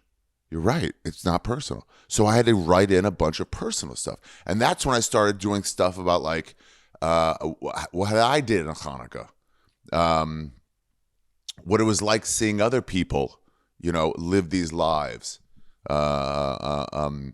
Getting to college and realizing that, you know, that there's a wide world out there. And then importantly, losing my religion. So this is the Fringe bit. This is the one that could have gotten lost in Sirius, could have gotten lost in not existing, but instead was like, no, I'm gonna be personal here. I'm gonna be funny. I'm surrounding it with two more holiday stuff, you know, Rosh Hashanah, Yom Kippur. To tell you about that, God tell you about Yom Kippur. The sin chicken, all the fucking wild stuff. My dad, you know, saying they're interchangeable. Again, they're not. They're just kind of like, they do accomplish the same thing. But I don't know. You can't do Tash on Yom Kippur. That's caparona only, dude. What kind of world are you living in when you can do caparona, Rosh Hashanah, and Tash and Yom Kippur? Don't be fucking nuts. Let's not be fucking nuts. Let's get back to this. So I saw their attack points, and that's what all those stickers in my first version of the note cards I had. The stickers represented what it was covering. Marisa, pop that up. And then later, you know, after I came back and redid it, I lost the stickers. I just did colored note cards. Marisa, put that up. To cover the personal. And so then, I mean, where else throughout am I covering the personal? There's got to be. Let me see here. I'm thinking about it. The ham soup. Oh, yeah, me and my friends. They're playing basketball. Shit like that. Adam and Eve, Goins. No. Curly fries, no. Fan fiction, no. Story of Hanukkah, yeah. Pesach. Christian miracles. Holes and sheets a little bit. Me finding that out, not really. Ashkenazi Sephardi. Yeah. This is mostly where it is. Ham soup. Yeah, for sure. Oh, the Talmud, yeah. What I did all the time. And then also just attitude as well. You want to get in that attitude of like, this is personal, but like part of the personal is like, I knew this was ridiculous then. Anyway, I think that was important to say. So I wanted to pick up and drop that in. I realized I didn't say it. So let's get back to Bucharest. This is, by the way, this is Greece. I'm doing this fucking podcast breakdown in 3 countries. Romania was wild. Oh my God. I mean, I'll get back to it in a second. We'll get back to the thing. But just Romania, dude. Bucharest, the architecture is a mixture of pre-war, which is like Roman, you know, with the pillars, and then French, because all the architects came from France. And then post-war, which is just Ceausescu, which is, I mean, brutalist architecture. And then the next, just very, whatever you think of Cold War, that was his style, to lose hope. And then modern glass and steel buildings, and they're 3 in a row. It's nuts. You turn the corner, you're like, did I go to a fucking dystopian futuristic hellscape?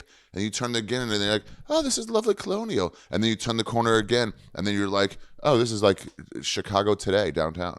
It's crazy. I mean, really, right? 3 doors in a row, I could see, like abandoned building for squats, and then modern.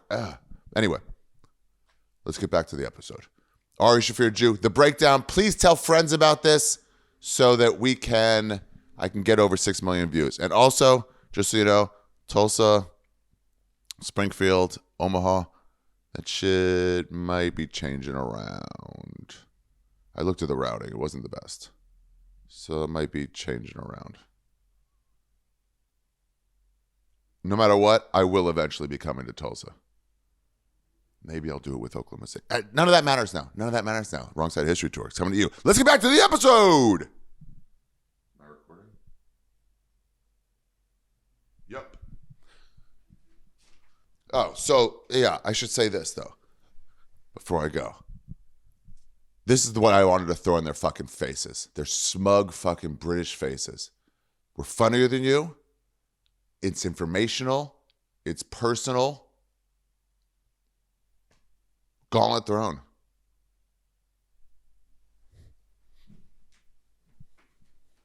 Here's the weird part. So here's the weird part. It was always made to be a laugh.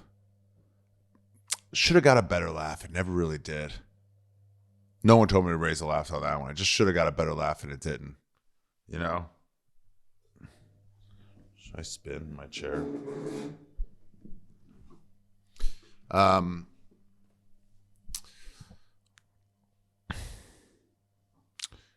Yeah. Here's the weird part. Yeah, it's just a tool to be able to go like hard stop to a new thing. So here's the weird part. It's like, oh, you thought the fucking throwing the chicken over your head was not the weird part? It's like, no, the whole point of the story is this other weird thing. But that shit, like I say, is just like, it was a given to us. It was like, we took it for granted. By the way, when I said I went home 7 or 8 years ago, the number was 7 or 8 years for 4 straight years that I was telling this joke. It was actually probably far longer. It was probably like 15 years ago. This shit's completely true. Once I made the decision to not be religious, I did break my kosher fast on Taco Bell, and I did throw up. And it was the Taco Bell. My body was not used to it. I can do it now without throwing up, but I don't want to.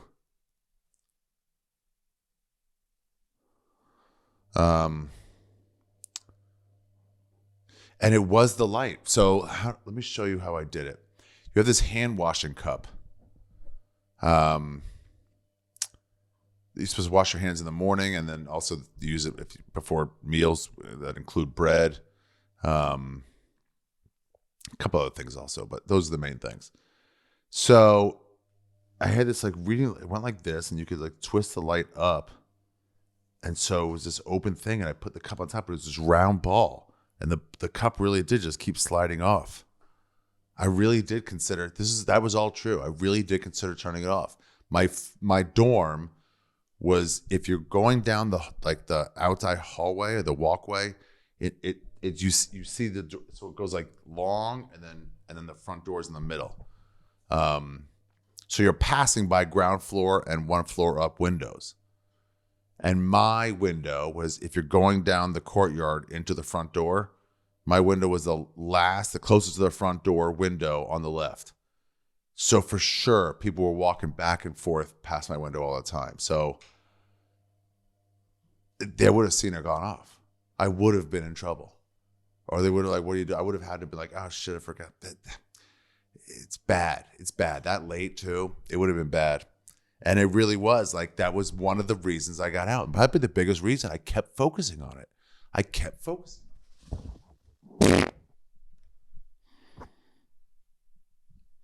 And I couldn't let it go for like a year. And then I was in Yeshiva University in New York. And I remember telling David Mark and other people about that. And they were like, what are you talking about? I'm like, guys, I don't think I believe. It wouldn't have mattered. It shouldn't have mattered what the fuck people thought of it. I should have just not done it.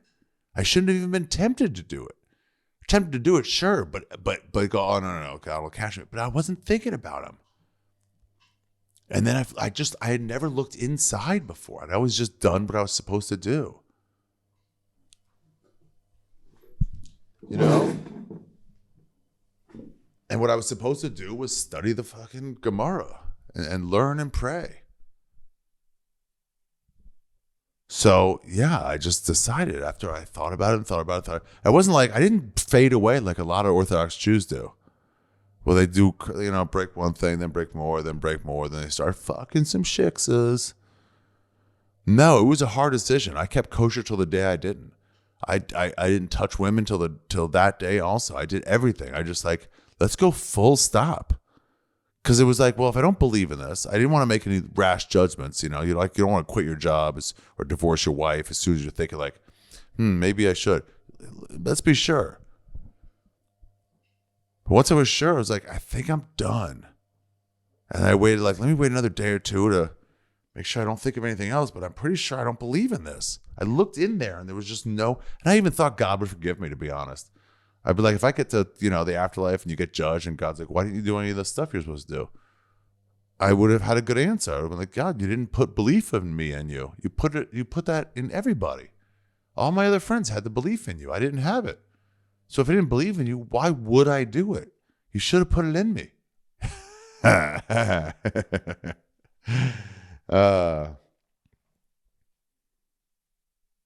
Yeah, this one was hard to make work where it was funny, where it wasn't like just gratuitous. This is the Edinburgh bit.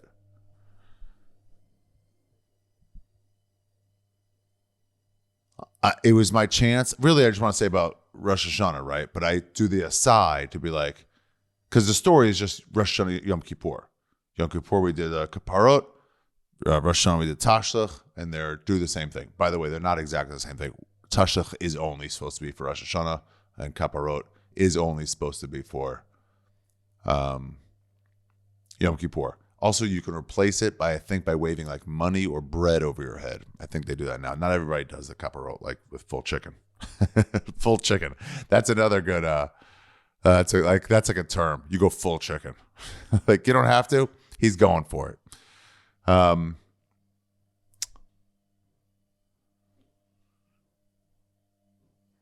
What was I gonna say here? Shit, sorry. Full chicken. Oh yeah.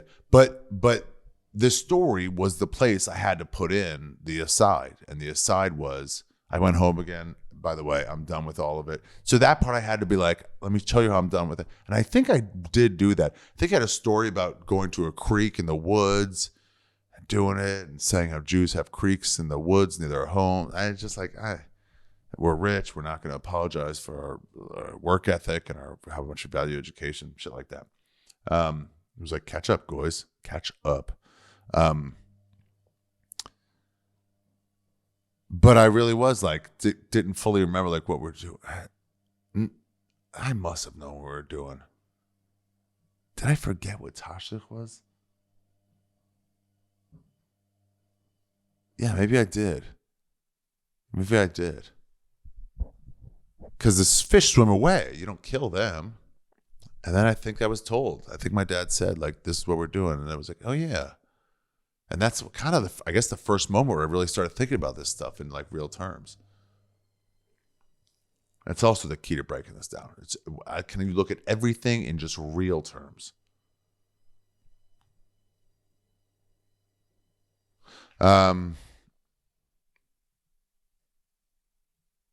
Jews don't have wasting, man. I don't know. Quite the opposite. What research? Those are all just like me flowering up this part about like, let me tell you how I lost my religion, how it was hard. Because I mean, it was hard coming out, but I also didn't want to wallow in how hard it was coming out, because the hard really was just telling my parents. Because the making the decision wasn't, I toiled over it, but it wasn't hard. Once I realized it was the right decision, it was just the right decision.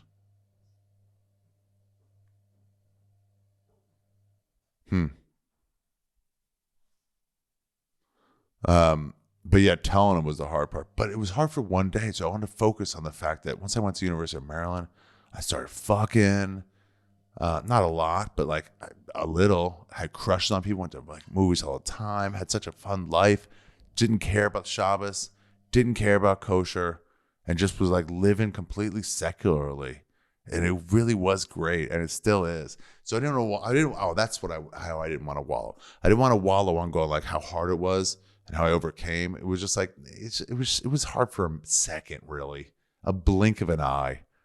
So like, let me tell you what happened. It's interesting how I got out and how I told everybody and how I like got out socially as well. But I'm not going to fucking sit in it forever. Okay. What do we got now? Crisis of faith. We got 4 bits. Jewish stereotypes. And let's go. Yeah, but I'm way out now. But there are still like Jewish like stereotypes that, well, maybe you guys know them. I'm sure you've heard them, big dicks, great lovers. What else is there? What have you guys heard? Go ahead, throw it out. Jewish stereotypes, what have you heard? Big nose. Cheap, sure. A lot of people said that one, okay. Stinky. Terrible what? Terrible eyesight, not bad. Moronic? Oh, neurotic, okay, that I will allow. What? They like to haggle, yeah, these are all correct. Afraid of cats, that's just one Jew you met, no.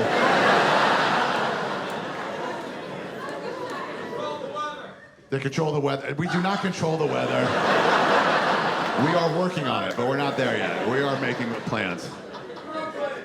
Brooklyn, bad at basketball. How about smart, funny, any of the good ones at all? Creative. You guys all want negative for no reason at all. These are all true. Everything you've said is true. Cheap, big noses. Here's how that affects my life. Because by the way, we are cheap, but that's only compared to you. You gotta understand, I didn't grow up with you. So, maybe I'm cheap compared to you guys, but I'm not cheap compared to Chaim and Shlomo. So we were aware of the stereotypes. I told you, we watched movies and stuff, but we just had fun with them. We're very funny people, so we just had fun with it. We had this game in high school we played called Get It Jews. And the way you play was, if you had a few pennies in your pocket, you could start the game. Yeah, you guys can all play this if you want. Actually, you would get fired for sure. Do not play. Don't play. I'm wrong about that. But any 3 pennies or more. So in between classes, if you were like, I got some. As everyone's in the hallways, you just go, get it, Jews! You just throw it and be like, oh, game on! I got a penny, I'm a Jew, I got a penny! Yeah, our rabbis were like, absolutely not. You cannot play that game anymore. Yeah, and now it comes out with the cheap with the big noses. Is every time I'm at a party with my comedian friends and cocaine is going around, like as soon as it gets to me, all my friends are like, well, I guess we're all done with the cocaine now. The guy with the biggest nostrils who loves free shit the most just stepped up to the plate. Come on, guys, cut me some slack.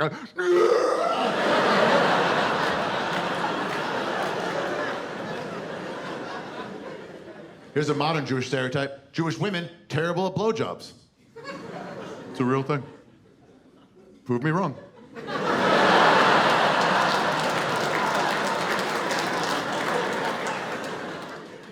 Pushy, Jews are pushy. That one I hate. That one's the one I see the most. And that's Sephardic and Ashkenazic Jews. We're both fucking pushy, dude. Doesn't excuse all the bad shit that's happened to us, The Holocaust, that's pretty much it. But honestly, not much has gone wrong for Jews. But when it does go wrong,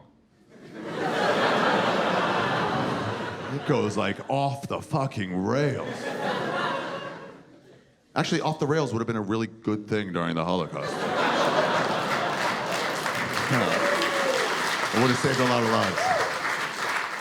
But they are pushy. Dude, I saw this Holocaust footage on the History Channel. They were showing because it goes like Shark Week and then Nazi Month. And so I'm connected to the Holocaust in a way. My dad's a survivor. My grandfather was liberated from a death camp. He was liberated from a work camp. Him and his 2 sisters and his mom survived. every other great, one uncle survived, and like 30 others were murdered. So we're connected to the Holocaust. We heard stories about it all the time. So I'm watching this line of Jewish men starved and like going into, I think, a gas chamber. I think that's what it was. So they're going to their death and they're like slowly lined up. And I'm thinking like, dude, if my dad's village was invaded a week earlier, then that's him, that's his grandfather, you know, and this guy's like slowly moving forward. These other Jews are like coming in too, and the first Jew was like, I was here first. They're so pushy.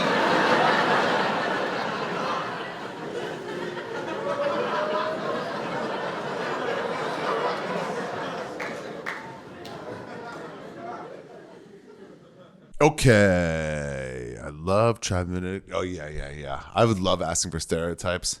This was also from the Q&A. You would ask for stereotypes, and I try to explain them. But I love for asking for stereotypes because it gave permission to the audience to yell out the shit they've always said privately about Jews, and they're proud to say it, and it really is funny. Maybe only 3 shows of the fucking hundreds I did anyone yell out funny or good with money. Everybody always went negative. It's weird. You say stereotypes. You know? Even black people are like good at basketball. Like, okay, that's solid. Good rappers. But if you ask the crowd, I bet they'd be like, abandon their babies, sickle cell, fucking thieves. And that's not really a black guy. It's just a type of thief. It's like crack to coke. It's like pickpocket to, mugging. It's a reach. I had one more example that I had to cut out about us being cheap. Do I remember the bit I wanted to talk about? Nope. This guy, Gary, the goy. This vending machine guy we had. I was like, he was cool. We loved him. His name was Gary. He was a goy, but he was one of the good ones. Gary the goy, we called him. And he would give us tales of the outside world. And one day he used a word that I'd never heard used before. And none of us had. We'd always ask him stories, like, what's it like out there, while he was changing the vending machine. He also would do this thing where I think he got fired because he took a lot of like expired candy or stuff out. And I think he just threw it down and was like, y'all go get, it wasn't get it, Jews, but I don't know. They said it was rude, but I'm like, just give it. I think he's because he made us fight over it.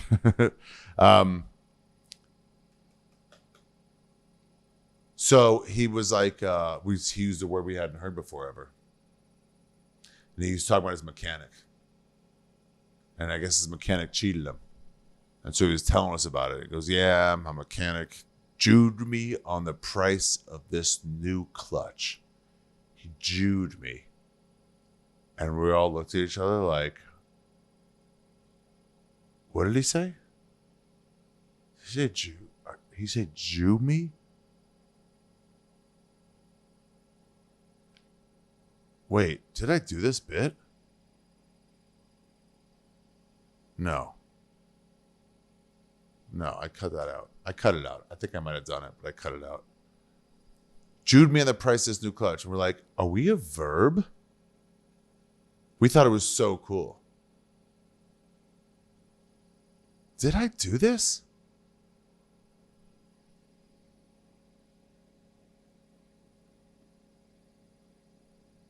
I gotta check this now. Jewish women, terrible at look.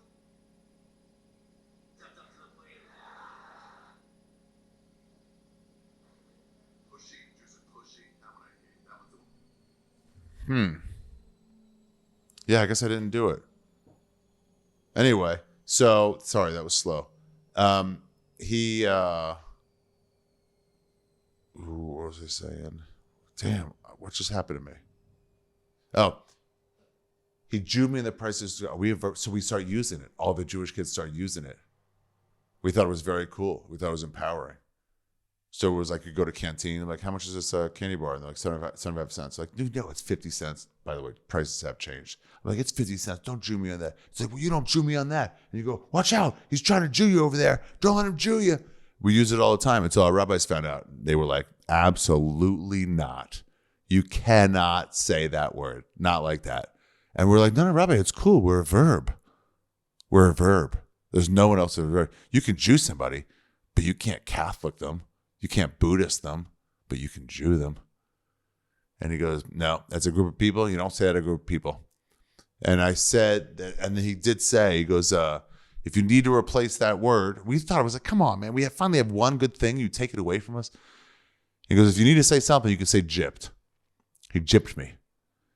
And that always gets a couple chuckles, probably like 3% of the room, 2%, because they know where it comes from. Oh, speaking of where I am, Romania.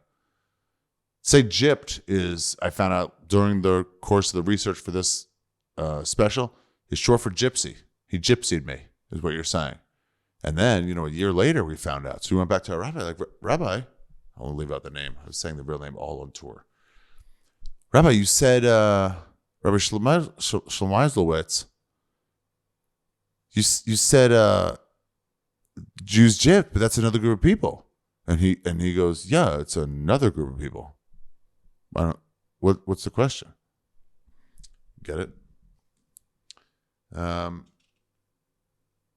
Picturing the the bad BJ's thing with Jewish girls. It used to be they didn't swallow. I don't know. It might have just been the ones I came in contact with, because living in New York, the Jewish girls give it their all. So luckily, I did it just as a setup to say "suck my dick," pretty much. But I won't. I don't stand by that. I think Jewish girls probably do give good blowjobs. The swallowing is and you know why they don't swallow? There's a reason. Because and this is a bit I cut out too. Jewish women are just as smart as Jewish men. We value education. We teach our kids they can do anything. They can be princes and princesses. And that's what we keep telling them. We're like, you're very powerful people. You're very smart and gifted. And women, just like the Jewish men, go on to like heads of their fields. This is the bit I'm remembering it. They're amazing artists. They're kings of business. They crush it. And that's why they're princesses. But just so you know, a princess isn't really known for taking a load of cum to the throat. There's almost no director's cut of Snow White. That was another example, where she's like gargling on it. Off the Rails was a late addition. And then I picture this actual bakery. When I say pushy, I was always picturing this bakery at home when I grew up. My mom was like, go pick up whatever. And everyone was just like pushing. I thought it was a line. Everyone just kept cutting me. And I was like 16. I didn't know how to assert myself. And I was like, what? And she was kind of like, I was like, Mom, I don't know how to get to the front of the line. And she realized, she goes, oh, yeah, it's Jews. She didn't say that, but she was like, no, you're right. Okay. I'll go do it for you. But they are pushy. I wish I did a little better with this misdirect. It's cabbage, you guys. It's so much cabbage in Romanian food. Oh, that one that one was real. It's all the cabbage. A lot of meat too. So, what was I going to say? Damn it. Picting a bakery.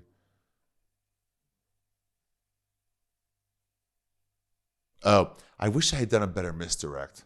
I've done it better in the past, and I was so overwhelmed with the special and getting it all ready. I didn't sell it quite right. What I meant to do there was sell a fake Edinburgh moment. And I think I did it quite well at Edinburgh. My Edinburgh run at the Hive, this vomit hut, it stunk. First night, all the power went out. I just do it without power. I did a shortened version because I was like, the next comic's got to go up. We did it to fucking cell phone lights. I love the run. I made sure to let I said any comic who wants to come from Edinburgh, because this really was me trying to like throw down the gauntlet. Be like, this is now what a theme hour is. It's me trying to prove myself. So I told it, I got the word out. Any comic wants to come see it, you're going to come in for free. You're going to sit in the back. I'll make sure you get it. And I walked the line as we were like getting people on. I was like, any comics here? Any comics here? All right, you guys come with me. Come sit here first. And then we fill up from the rest. I wanted them to see it. I was really proud of that run. And that run was important to me. I didn't make much money. I made fine. Did better definitely than the year before. Definitely better than the year I lost money with fucking the paid French. God, whatever. But it was an important run, and I really wanted to show. I was there to show Edinburgh what a theme hour was. So it wasn't just me getting ready, like a lot of comics when they do Edinburgh from America. Not wrong, but me, I was doing Edinburgh. I was doing the special for Edinburgh. Taping it really was like later. My real goal was to show it there. To say, hey, remember how I showed you what an American hour is? Now I want to show you what a real American club comic, one of the real ones, can do if he tries to do one of your hours. So anyway, the Hive was great.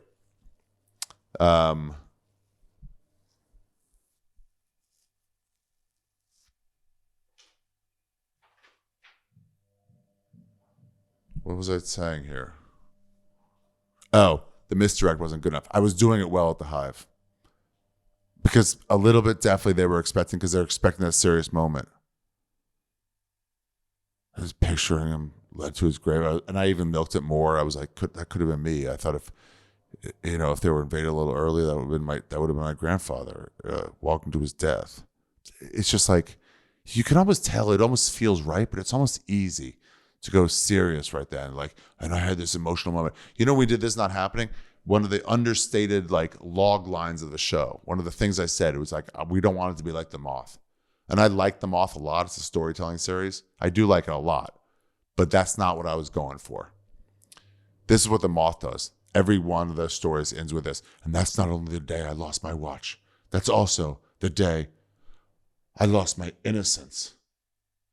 And it's like, shut up, dude. They always try to make the story at the end so meaningful, but it's not real. It wasn't that meaningful for you. And I'll never forget. It's still burned in my retinas what she said to me. No, it's not. Just like, be real. Be real. But everyone's expecting it there. So you could just kind of easily, but I had to go harder on the fucking how sad it was. I would let it choke me up sometimes.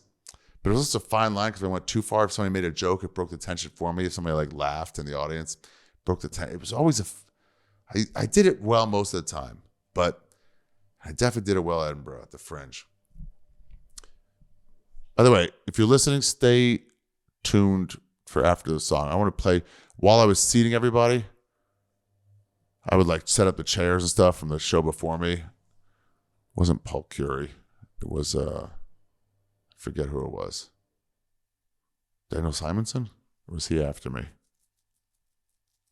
can't remember if he was before me or after me. That's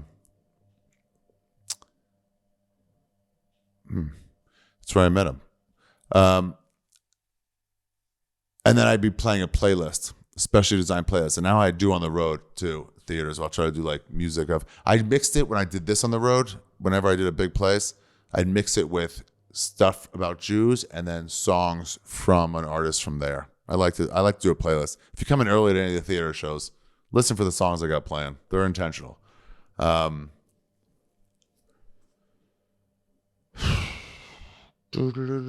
I'll play the playlist I had whenever I was seating. I had fucking blasting music. Nick Cody's idea was blast music when they're coming in so they get rowdy ahead of time. Comics, take that advice. Make them crank the music a little much. Shouldn't be light. You should be talking to each other like this. Yeah, and then later we'll go. It's like you should be not screaming, but getting rowdy. So it's almost like you, especially Edinburgh, you have to like You on your own go, ladies and gentlemen, please welcome Ari Shaffir, and then you go out and take the mic. You say it yourself. Yeah. I think it was Paul Curie after me, and Daniel Simonson before me, and Pete Johansson before that. All right, let's do John Babies. So, all right. By the way, you guys, I'm focusing on Judaism just because it's my religion. It's the one I know most about. You probably know most about that. But I'm just one religion in many religions, right? So what I'm hoping you guys do tonight and this whole week and month and shit is go home and examine your own crazy shit from your own religion. Because I just don't know all your crazy shit, but I know you have crazy shit. Everybody does. I just know very little. What's that one kind of Christian that fucking drowns those people? And you act like that's normal. Baptist, yeah. Guys, that's not chill. That's very strong. I saw it in a movie at 21 years old. It's a fucking religious leader in a wet t-shirt contest in a creek in Kentucky. And then he's standing there up to his, and somebody rushes him and he's like, yeah, blah, he's got cheese in him. Somebody, yeah, blah, he's got cheese in him. It's like Kill Bill, where he's like, who's gonna come at me? And then he just ups it. So he was like, hand me a baby. And I'm like, what? No way. Turn this up. I'm like, nobody's gonna hand this guy a baby. And all these people are like, my baby, do my baby. I thought they were gonna start throwing babies at him like fucking Trump in Puerto Rico with the towels. And he gets a baby, I don't know what he said. He was like, you know, whatever. By the power of Grayskull, I have... Oh, he's got cheese in him. I love my jaw. Yeah, so you guys got crazy shit too. Yeah. This was also kind of a thesis, a reason I was doing this whole thing. I wanted to tell people that I'm focusing on a specific, kind of what Dr. Kolker told me to do. You do a specific, piece that gives you tells something about the whole movie, and it tells something about the whole movie making of the director. So this is what I wanted to go like. Religion's crazy and retarded. And I'll focus on one to let you know what it is. But really what I want to do, and I saw a lot of that too. I remember in Edinburgh at the Fringe, some Indian lady said, we have a similar thing about women, how she grew up, women on their periods. They had to go sleep out in huts outside, in the period huts.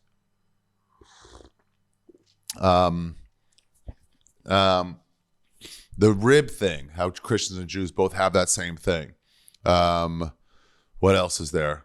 There's just a lot of similarities where it's like, oh, we also have our crazy version of that.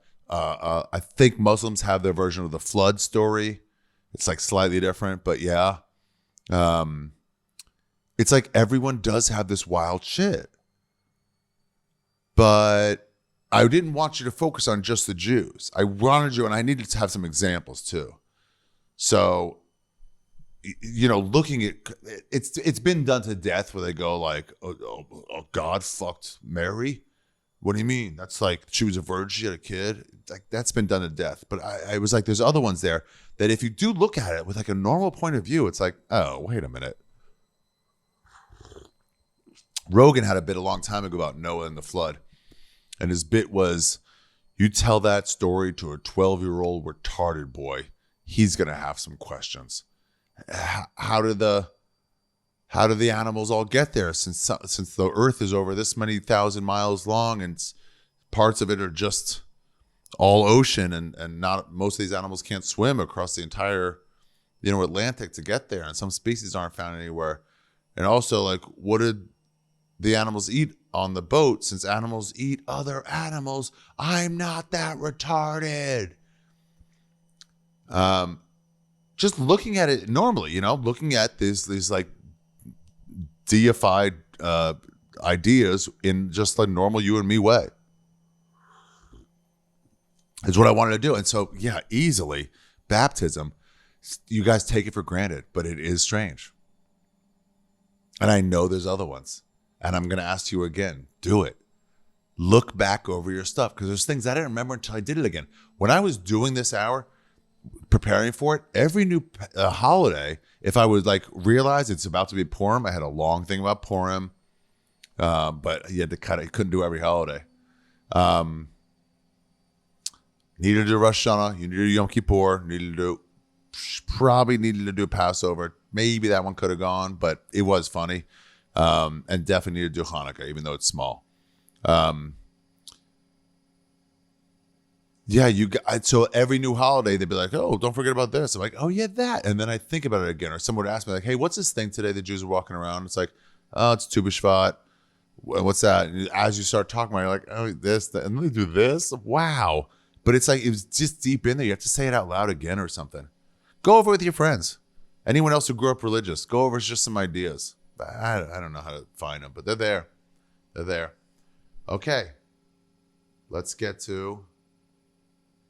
Oh, we got 2 bits left. And they're both wild ones. Demon babies. Here we go. But none of what you got is as crazy as this thing. This comes from Kabbalah, Jewish mysticism. And there's a book in there called the Zohar, which is the most out there mystical book there is. Like, it's out there. And they tell you not to study it because it's about ghosts and the afterlife and shit like that. Most of Judaism is honestly just how to live your day-to-day life. Like how to love your wife. We do respect our wives. You just can't participate, but you gotta respect your wife. How to love your wife, you know, how to keep kosher, what happens if a goy hams up your soup, you know, all that stuff. And the Zohar is like, why bother? And it drove men insane to study it. Like, so they say you're not supposed to study it until you're 35 and married. But I saw it on a shelf in my yeshiva in Jerusalem. And I was, you know, Jews are inquisitive. We're nosy on 2 fronts. And I was like, nobody's looking. I'm like, fuck it, I'm cracking it. And I opened it up. I thought ghosts were gonna fucking fly out, like, you know, like one of those Harry Potter books. It's just a book, it's just a book. So I read it, and I read one passage before they found me and stopped me, and it was it's about masturbation. Yeah, I got lucky. So, you know how you're not supposed to masturbate in, like, every religion? There's not one religion. It's like, no, go for it. It feels awesome. Why wouldn't you do it? Of course masturbate. Look how long I made your arm.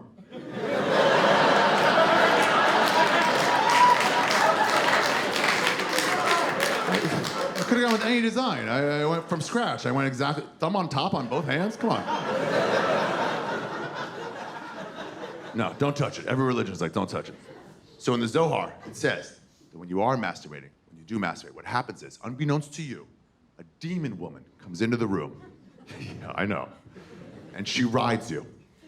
She fucks you. You can't see her or feel her. So calm down, incels. And she rides you, and then when you come, it goes into her, and she gets pregnant. And then she, yeah, this is all real shit, dude. Well, whatever. I mean, none of this is real shit, but it's as real as Adam and Eve. And she rides you, and she gets pregnant, and she goes off to this nether region. Like, it's not heaven or hell or earth. It's just like this in-between. It's kind of like Stranger Things, the Upside Down.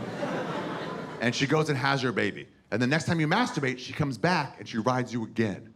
Might be a month later, it's probably like 20 minutes later. And every single time you masturbate, the same demon lady rides you, and every single time she gets pregnant. She might be Latina. Tough to say. They didn't really have that in the Old Testament, but signs point to that's what they were saying. And all through your teens, you're just whipping out these demon kids. Just kids. Through your 20s, kids. These demon kids you have. Oh, and it describes the kids, and they are fucked up. Yeah, not only because they grew up in a single-parent household. Yeah, that can mess with any child. It's worse than that. They're mutants. Describes them. They're half demon, half human. So they're all like deformed. They got like one short leg, one short arm, like 18 eyeballs going on their side. Oh, and they hate you. Yeah, because I guess somebody told them if you just waited and fucked a regular human, they could have been a regular boy or girl. You couldn't wait, could you, degenerate pieces of shit? You saw an inside-out sock on the floor, and you're like, I'm gonna make a little demon baby right now. Yeah, by the way, none of this applies to women. You guys can jill off all you want, scot-free. Yeah.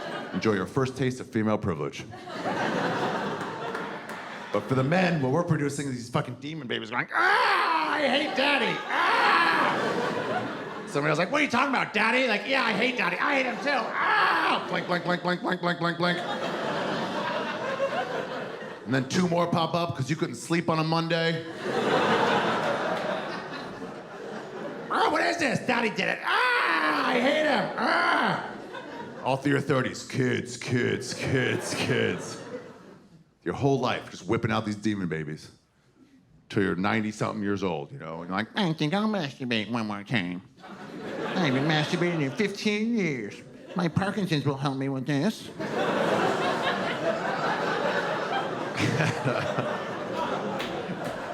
And then you get one drop, bleep, one drop, doesn't matter, kid.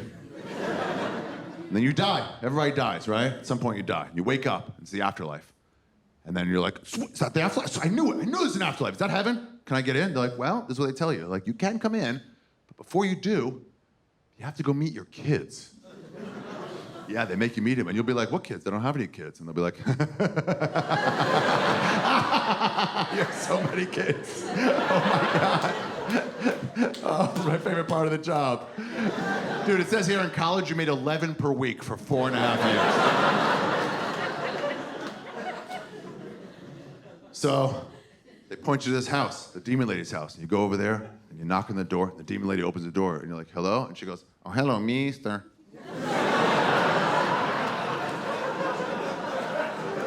Oh, Mr. Ari, you have to meet your kids? Yeah, I guess so.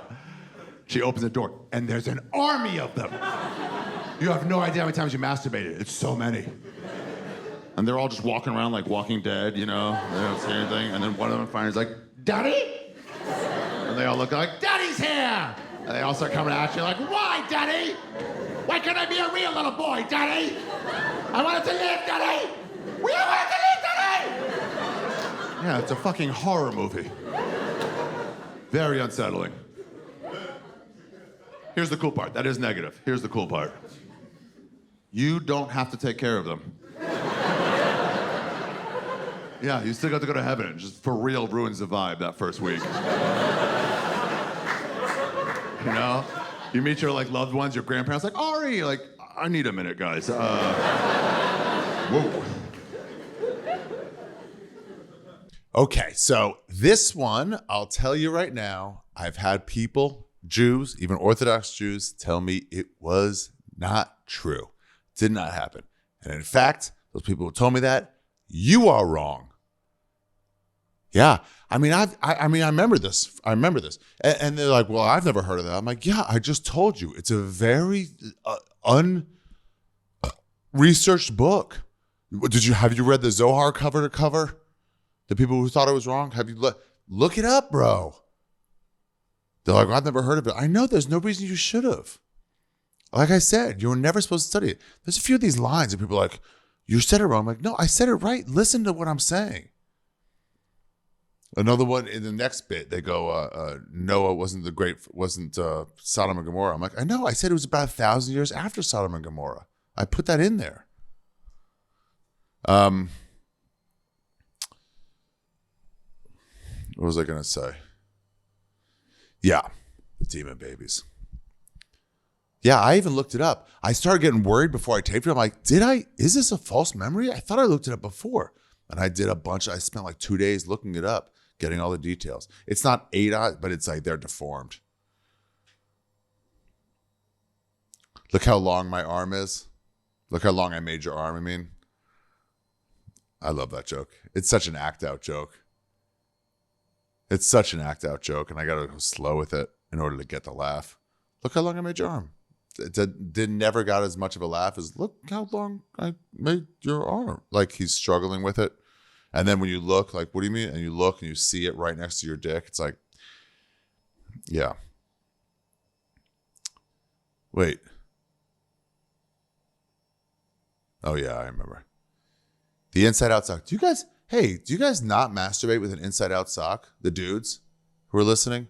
Is that not your experience? You have, right? At some point? Much longer than that fucking laundry. It's not going to be dry by the time I got to leave. I got to leave in like 8 hours. No way it dries. Maybe in the sun. Yeah, I remember somebody making a Demon Baby sketch, like a little like, just like an outline of one. It was really good. I loved it. I was going to make it a shirt. I lost the fucking sketch. Some fan made it. It was cool. It's deformed, whatever. But yeah, this Demon Babies thing is the wildest thing. Somebody said I should have put it earlier, but I disagreed. I thought that over, but no, it's just too wild. I had to really set myself up as an expert before I give you something like this, because you wouldn't trust me. If I did this any earlier, you just would not trust me. I thought about closing with it too. Yeah, I thought about closing with it, but ultimately I decided against it because the next bit is the closer. And that is Noah and the flood. Another of the Bible stories. Which Bible stories I have? Noah, Adam. Let's see what else. Marisa, show that fucking picture again right now.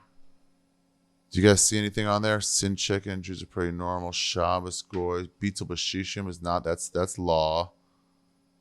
Loopholes, ham soup. It's law.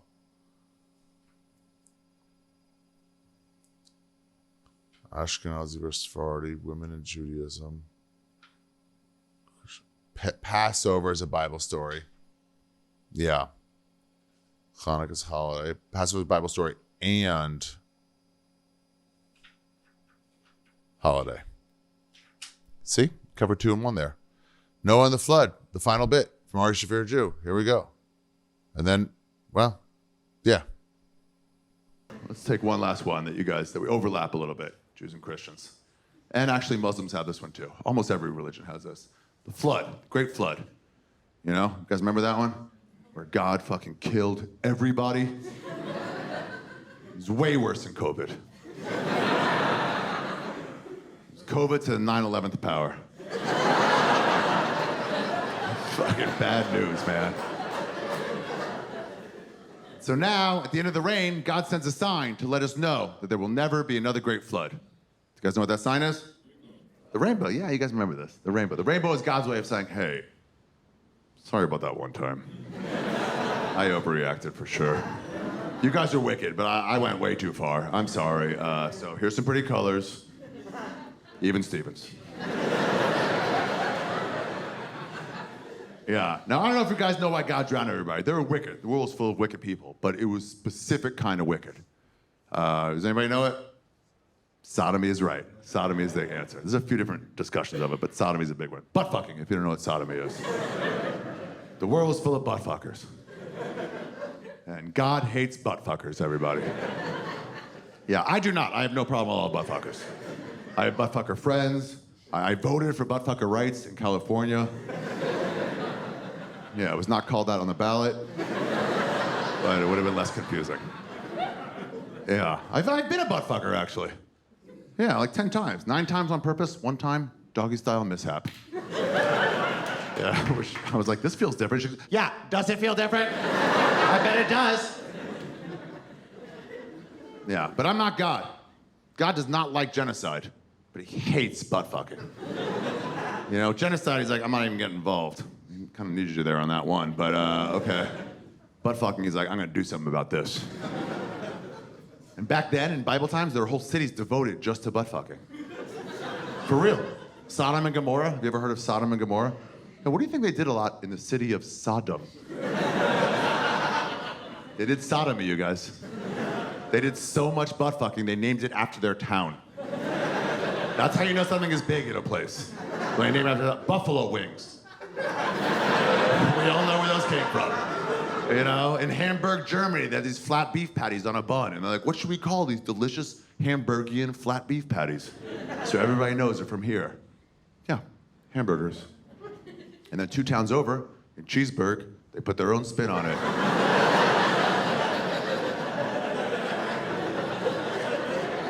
Stupidest joke I've ever written in my life. Legitimately, 20 years, I'm a fucking moron. In Sodom, they're just butt fucking all the time. And like, we're the best butt fuckers around. And they're like, what should we call this? So everybody knows we started that here. And somebody's like, how about we call it sodomy? And everyone's like, yes, sodomy. I'll butt fuck to that. Guys, we're not butt fucking, we're sodomy. Oh, they excelled at butt fucking in Sodom. I don't know what they did in Gomorrah, but I guarantee you it was some dark shit. Yeah, the last thing you want is to get gomored. But here's the deal, the flood, the Great Flood, it's about 1,000 years before Sodom and Gomorrah. And back then, it wasn't one or two butt-fuck towns. They were all butt-fuck towns. And God hated it, man. It drove him crazy. He'd pace up and down to his God house going, these fucking butt-fuckers. It's not what I want for the butt. The only fuck where piss and blood comes out. And then Mrs. God was like, come to bed. There's no Mrs. God, by the way. There's absolutely no Mrs. God. I did make that up. But if there was, she'd be like, just tell them how you feel. I'd be like, you're so smart, baby. Okay. So he went to all the towns, right? He went to the whole world. He told them. He was like, guys, can you please stop butt fucking? And they were just not receptive at all. They were like, we'll never stop butt fucking. This is who we are. You're actually being culturally insensitive, to be honest. Get with the times, man. It's negative 8,000. A lot of people fucking butt fuck at this point. And he's like, really? All of you butt fucked? Like, yeah, man, we all butt fuck. Get over it. Oh, actually, that's not true. That's not true. There's that one guy up on the hill. Old Noah. Old vaginal only Noah. That's what we call him. This fucking nerd. He never butt fucks. All he ever does is just raw dog in the puss. Ugh, disgusting. Disgusting. They ridiculed Noah. They made his life a living hell. They really were really mean to him. They made him register as a sex offender. Can't be around our good butt-fucking kids with that crazy satanic raw dog in the puss shit you're pulling. So Noah lived by himself on the mountain with his puss-having wife. And that's where God found him. And he goes, Noah, or he goes like, Noah, is this true? That you just raw dog in the puss?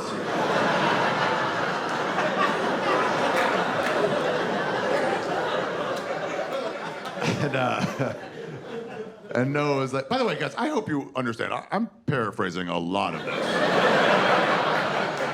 I don't want anybody thinking there's been a word-for-word translation tonight. The facts are all there, but the lingo is updated, I would say considerably. It was more like, what is that? He'd be like, the Lord saith unto Noah, dost thou not tap the ass of thy neighbor? But Noah's like, dude, I like the vagina. And God's like, isn't the vagina great? He goes, yeah, you nailed it with the vagina. It's your best invention, by far. They hit it off, God and Noah, on the love of pussy, for real. That's all they talked about for like 2 weeks. You know that creepy guy in the bar that's like, I love pussy so much? You're like, dude, fucking stop. I don't know you. That's God and Noah. That was their whole relationship. They traded pussy stories and pussy secrets. At some point, God was like, hey, Noah, you ever tried a wet vagina? And Noah's like, dude, wet vaginas are my favorite kind of vaginas. It slips right in. You just gotta lick it a little bit. And God's like, borderline behavior. Maybe don't ask, don't tell on that. That's pretty gross. And then this is my favorite part of the story. This didn't make sense to me as a kid when I first heard it. I guess God goes, well, Noah, on account of our experience, just raw dogging into the puss, you should be a zoologist.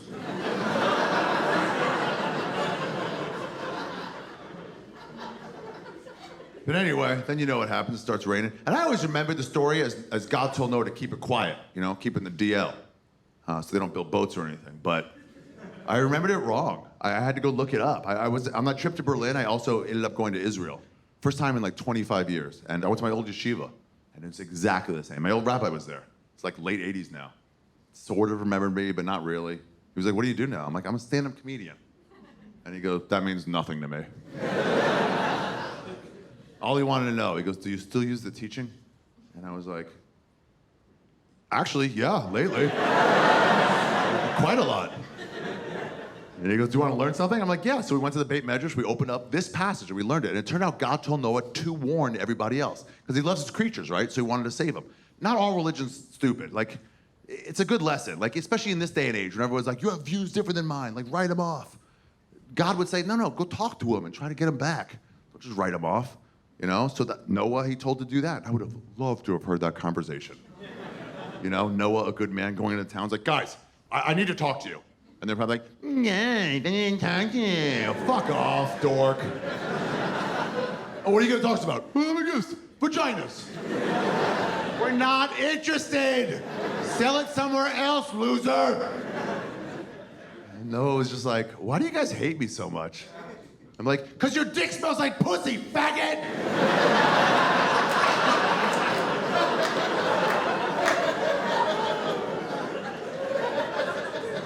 Real dick smells like assholes, you fucking queer.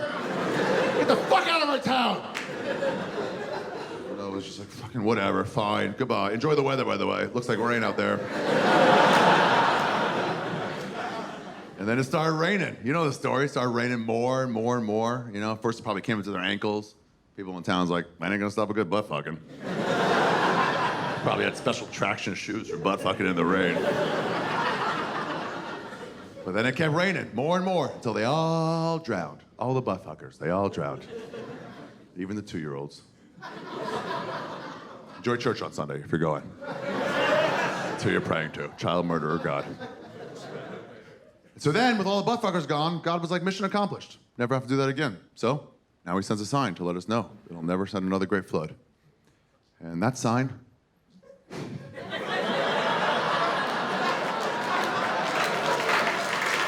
That sign is the rainbow. The rainbow, the #1 gay sign in the whole world. The rainbow's on every gay flag across the globe. Every gay bar, they all use the rainbow. I always thought it was just because of pretty colors. Nah, dude, nah. It's a message from the homosexual community right to God. And they're telling them, plain as day, they're letting them know, hey, dude, we told you a long time ago. And we'll tell you every time, we're never gonna stop butt fucking. Thank you very much, everybody. You guys are great.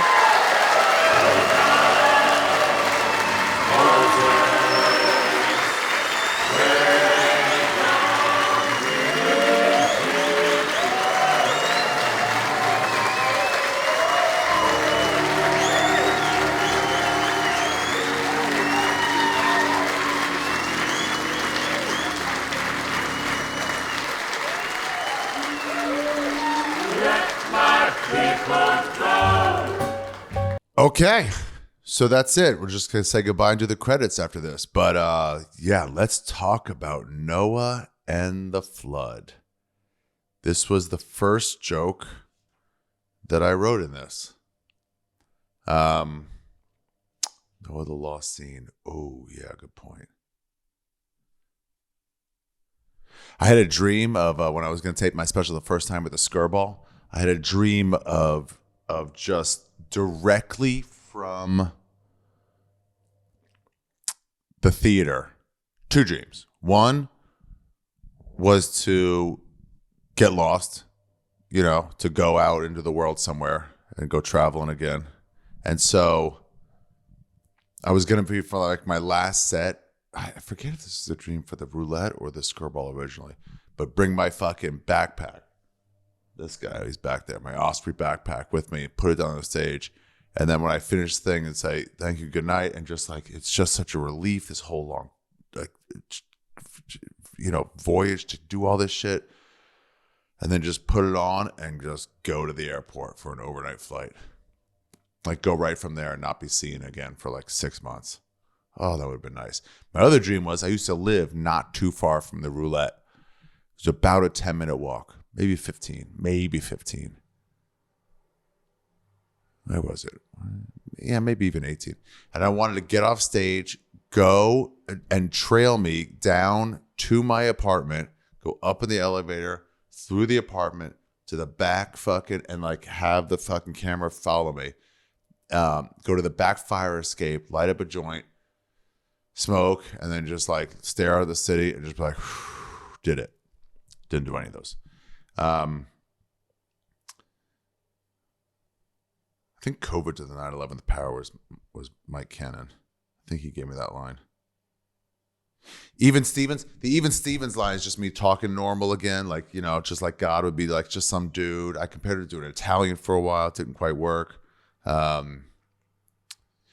are a few different possible reasons that the God destroyed the earth. Did I tell him earlier in the Berlin part of this? One was that man lay with animals. So God had to destroy the earth. Like he was like, I fucked it up. Let's start over. Man lay with animals. But that doesn't make sense to me because the animals would still eat the humans afterwards. Like if you're fucking a lion, I get why the lion would take it for a bit, but as soon as they're done, as soon as he gets that sweet hot load, and there's almost no load here compared to a lion load, and then eat them. The other, this was a very interesting theory, is that angels were coming down and fucking human women. So God had to destroy the earth. Here's why I don't like that explanation. Why not drown the angels? Who's the aggressor here? The humans, it's their spot already. The angels are coming down to them, and you want a human to say no to an angel? Good luck. Good luck. That's like saying no to Blossom. Angel.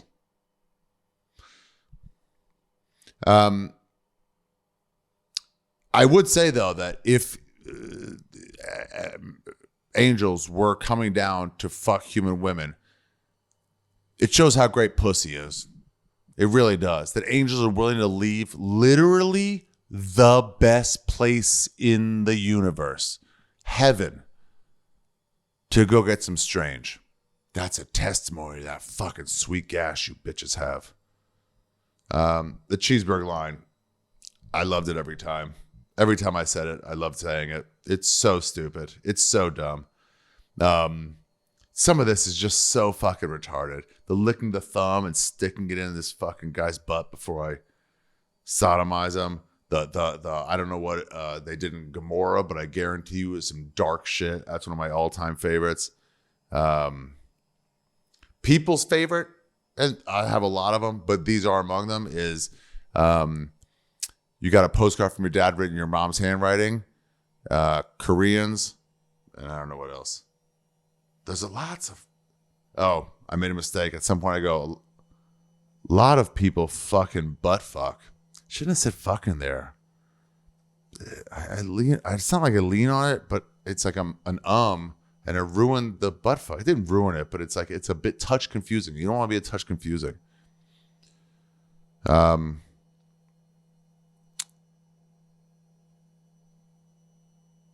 dog in the puss. Yeah, that's me. I was like, so most of the excuse of this bit is just an excuse to say butt fucking 180 times. But I had to break it up. So I believe raw dogging in the puss is a great high level, very lofty, very academic way of breaking up the butt fuckings. I'll tell you what else I like from this. I'm paraphrasing a lot of this. It's like so obvious. But it's also like to tell you, like, you can't take the word for word shit. It's like it's obvious, but like, maybe I was just saying that just for the laugh because so obviously I did. And then that line, I loved it. It was one of the first lines and takes I had in building the special before I even left for Southeast Asia, I think. Is that at some point God told Noah, because he doesn't butt fuck, that he should be a zoologist, that he should take care of animals. It doesn't make sense. It doesn't make sense with the angels answer. It does make a bit of sense with man lay with animals, because now all these animals are like, well, where am I gonna fuck? And Noah was just fucking taking it and giving it. But that's the only level it works on. Otherwise, otherwise, why is he into animals now? He's showing she's shown no expertise with animals anyway. He was a grape farmer up until then. So what did he have, one horse? Why would he be the guy? At 1:24:23 is maybe my favorite line. That's another one. I remember Nick Cody telling me like he loved it. In Edinburgh, he came to see the show at the Hive. Your dick smells like pussy, comma, Faggot. Your dick smells like pussy. I talked to one of the, you know, platforms that people put stuff on. They're like, how come you didn't offer it to us? I'm like, they're like, you know, we might have wanted it. I'm like, I didn't want you to have it. Less views on your thing. And also, there's no way you're going to be able to let me scream the F word. Scream it. They go, well, yeah, we would. I'm like, no, you wouldn't. Or if you caught any heat at all, you'd pull it. You wouldn't be like, no, I'm not Chappelle. You're not going to stick with me. But one time I was doing this in Nashville. Nashville is, it's very much forward thinking. There are a lot of music there, so that means a lot of drugs. But it's also Christian, you know, it's still Tennessee. So I was doing this bit. I was having a fun set the whole time, doing this at the end. To my right was a real queenie gay guy. Young, though, like 25, 26. The whole time I was making fun of him, hey, my gay friend, whatever, or something like that, or maybe just looking at him. I don't remember, but there was some rapport either between us or just me with him. I don't know. Anyway, I started doing this, and then I looked at him, and I was just wanted, because he was in everybody's eyesight. So when he starts about butt fucking, they all kind of like looked over at him every time. And I could tell he was the center of attention, the spotlight. He was on his stage face sideways, so everyone could see his profile. It's not like a normal audience member. You go see the back of their heads. And I looked at him, and I was like, hey, dude, you trust me? And he was like, I'm like, do you? And he was like, yeah, no, I trust you. I was like, all right. And then I was like, I got you. Like, don't worry about it. And he goes, okay. And then I did this whole thing. Ended it with like all that, you know, showing that it's fucking pro-gay or whatever. Or at least it's not anti-gay. It's anti-God, I guess. Then I was like, I told you I got you. He was like, I loved it. Absolutely loved it. I wonder if REI back then had a butt fucking shoe wear. Like, you're like, I'm going to the mountains this weekend. Like, you gonna be butt fucking up there? You're like, oh, yeah, of course I'm going to be butt fucking. My more concern was with the rain. It's like, oh, yeah, we got these for butt fucking in the rain. The killing of 2-year-olds, they didn't butt fuck. And they weren't laying with animals. And they weren't fucking the angels. The angels might have been fucking 2-year-old girls. Ugh. Or boys in the butt. But again, not a reason to break them up.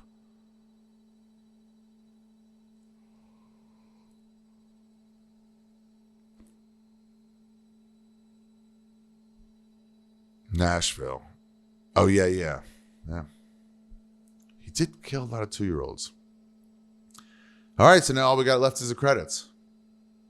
I'm going to play it. The song, I'll tell you, I wanted this song. My backup sign was Mordecai. The name called Mordecai by Josh Williams is a kind of bluegrass country song about his uncle's wandering Jew named Mordecai. And I was like, goes with the theme pretty well. But Go Down Moses, to me, was just kind of the perfect song because it's very Jewish in its theme, sung by a clearly not Jew. And also, Louis Armstrong. And also, I had talked about this in the special already. So it shows, to me, it wrapped it up by showing like, hey, you know this thing I'm very specific about Jews? Other people can relate to it. The slave experience would constantly rely on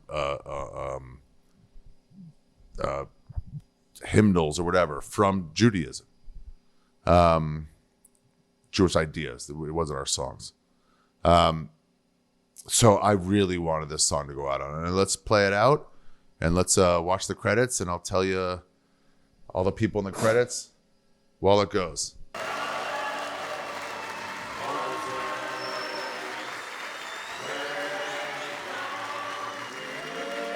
Oh, I get chills when I watch this. Look at that stage. Look at that stage. God damn.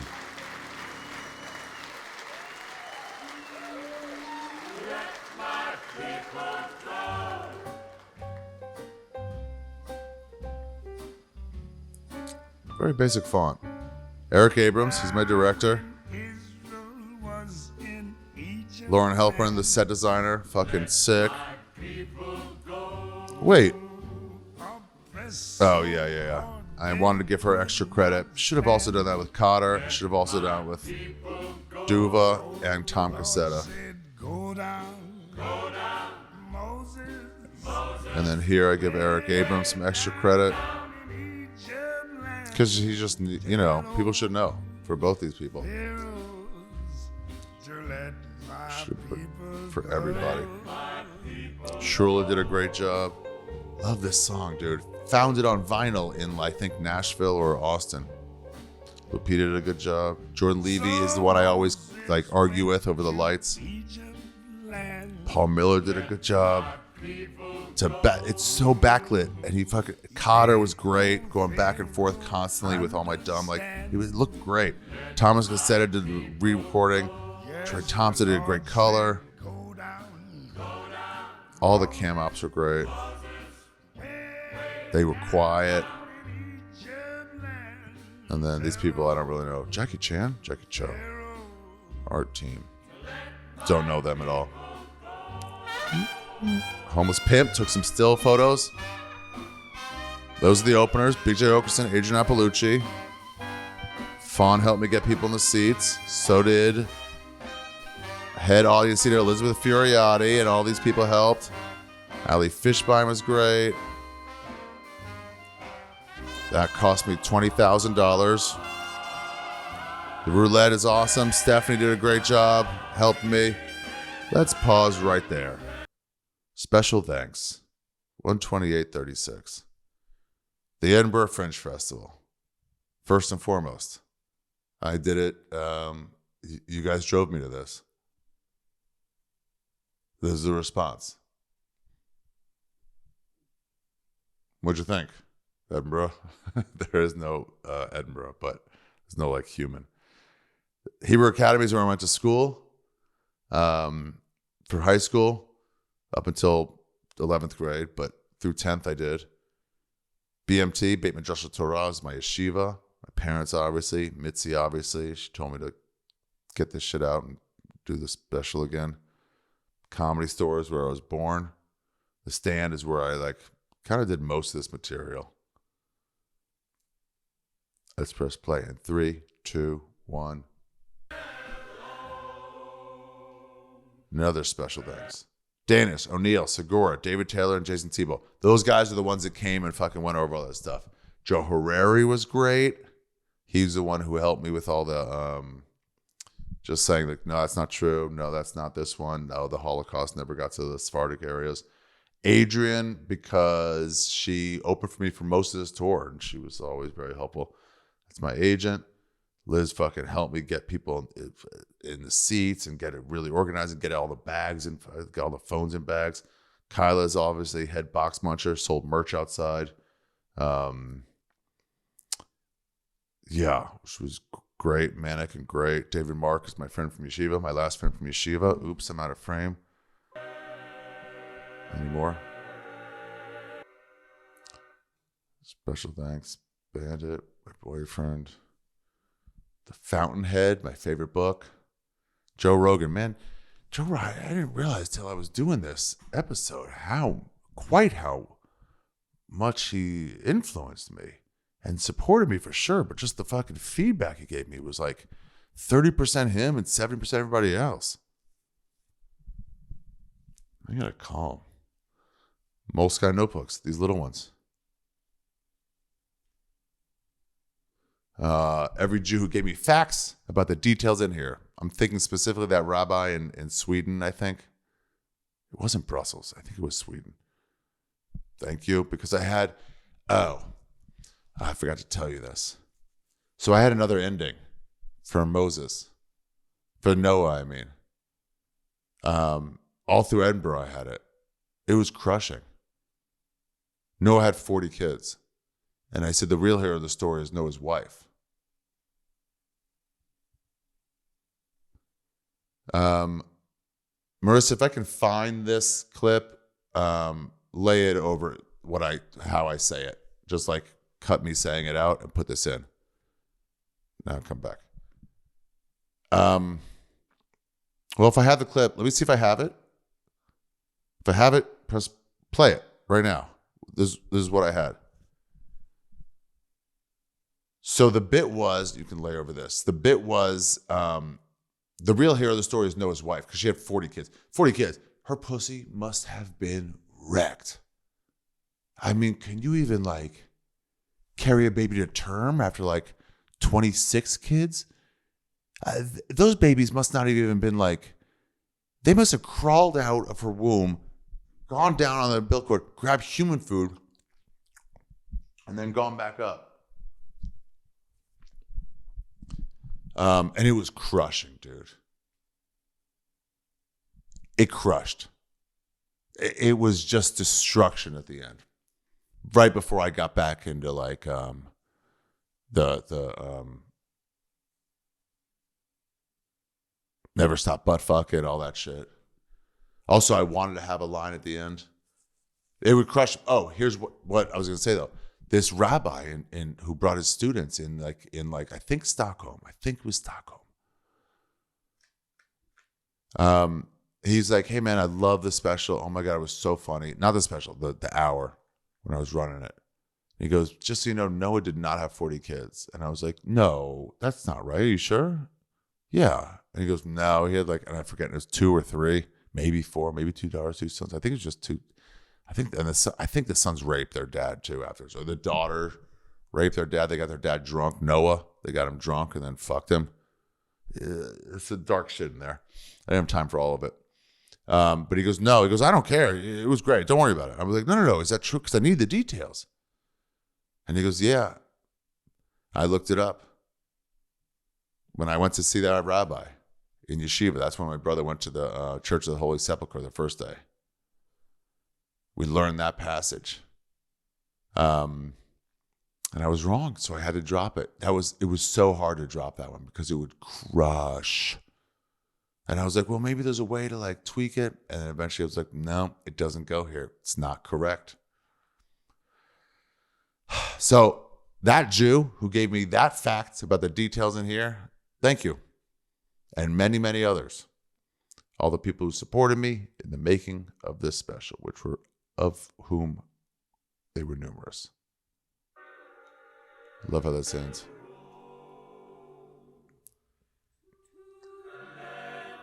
Question everything. Do your research.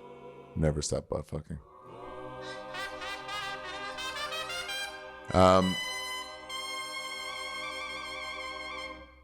Any questions? You know, I put that in there. I will tell you. Because there's going to be a Q&A. Almost everywhere I did this, I asked the crowd for questions, especially when I did it at clubs. And when there was a check drop, it was like perfect time. Let's do some of the Q&A stuff. So on one of the sets, I did a Q&A. And we got some stuff. We got some stuff that I couldn't keep in this special. It was just too much. But they were still interesting things, just not quite good enough for the special. So I did a couple there. I did them all over the world. So I'm going to show those. It'll be like a bonus. It won't be a second special, but it'll be like a bonus features. And it'll be close to an hour. Starting here and then moving off from everywhere else. But I wanted to finish with that. It's almost like a teaser for what the next one will be. I got to get on that when I get home. This summer, I guess I'll do it all. Yeah. But really, that's what it's all about, right? Question everything. Do your research. Make sure it's correct. And then never stop butt fucking, which means live your own way. Don't worry. It's not actual butt fucking, or it can be, but really it just means live your own way. Oh, I forgot I put that shit in the end there like that. Well, that's it, everybody. That's the episode. What'd you think? If you're watching on YouTube, leave comments. And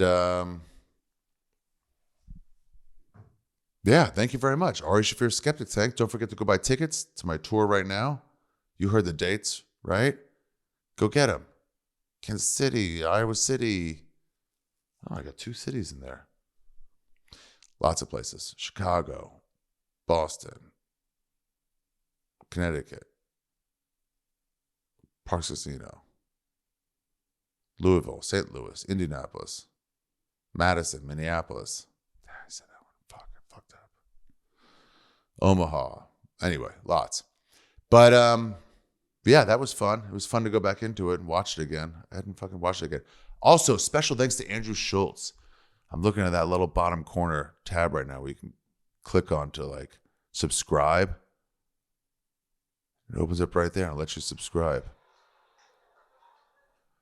I got that from Andrew. He helped me so much with just like the thumbnails and everything I had to do with that.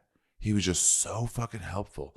I was like, what do you think of this? He taught me with clips and how you have to start with close-ups and how you can't fade out and fade in. You just have to be sharp. And he just understands the algorithm. And he was so like generous with his time. And I was like, okay, cool, I'll fix it. Thanks for helping. He goes, no, don't like thanks for helping me. Fix it and then send it back. And I'll give you more advice. He goes, nah, still don't like it. Send it back. And he just kept, it wasn't like material at all. He just kept tweaking the shit that would help me get this special scene. God, he was fucking A1. Thank you, Andrew Schultz. Yeah, that's it. I hope you enjoyed it. Maybe I will do this as a series, an occasional series, not an every week one. Maybe a once a month thing. Who knows? This has been Ari Shaffir Jew, part 2. The cheapening, the drinking of the baby blood. For Ari Shaffir, I'm Ari Shaffir saying so long, everybody. Let's go out with some Louis Armstrong if you're listening.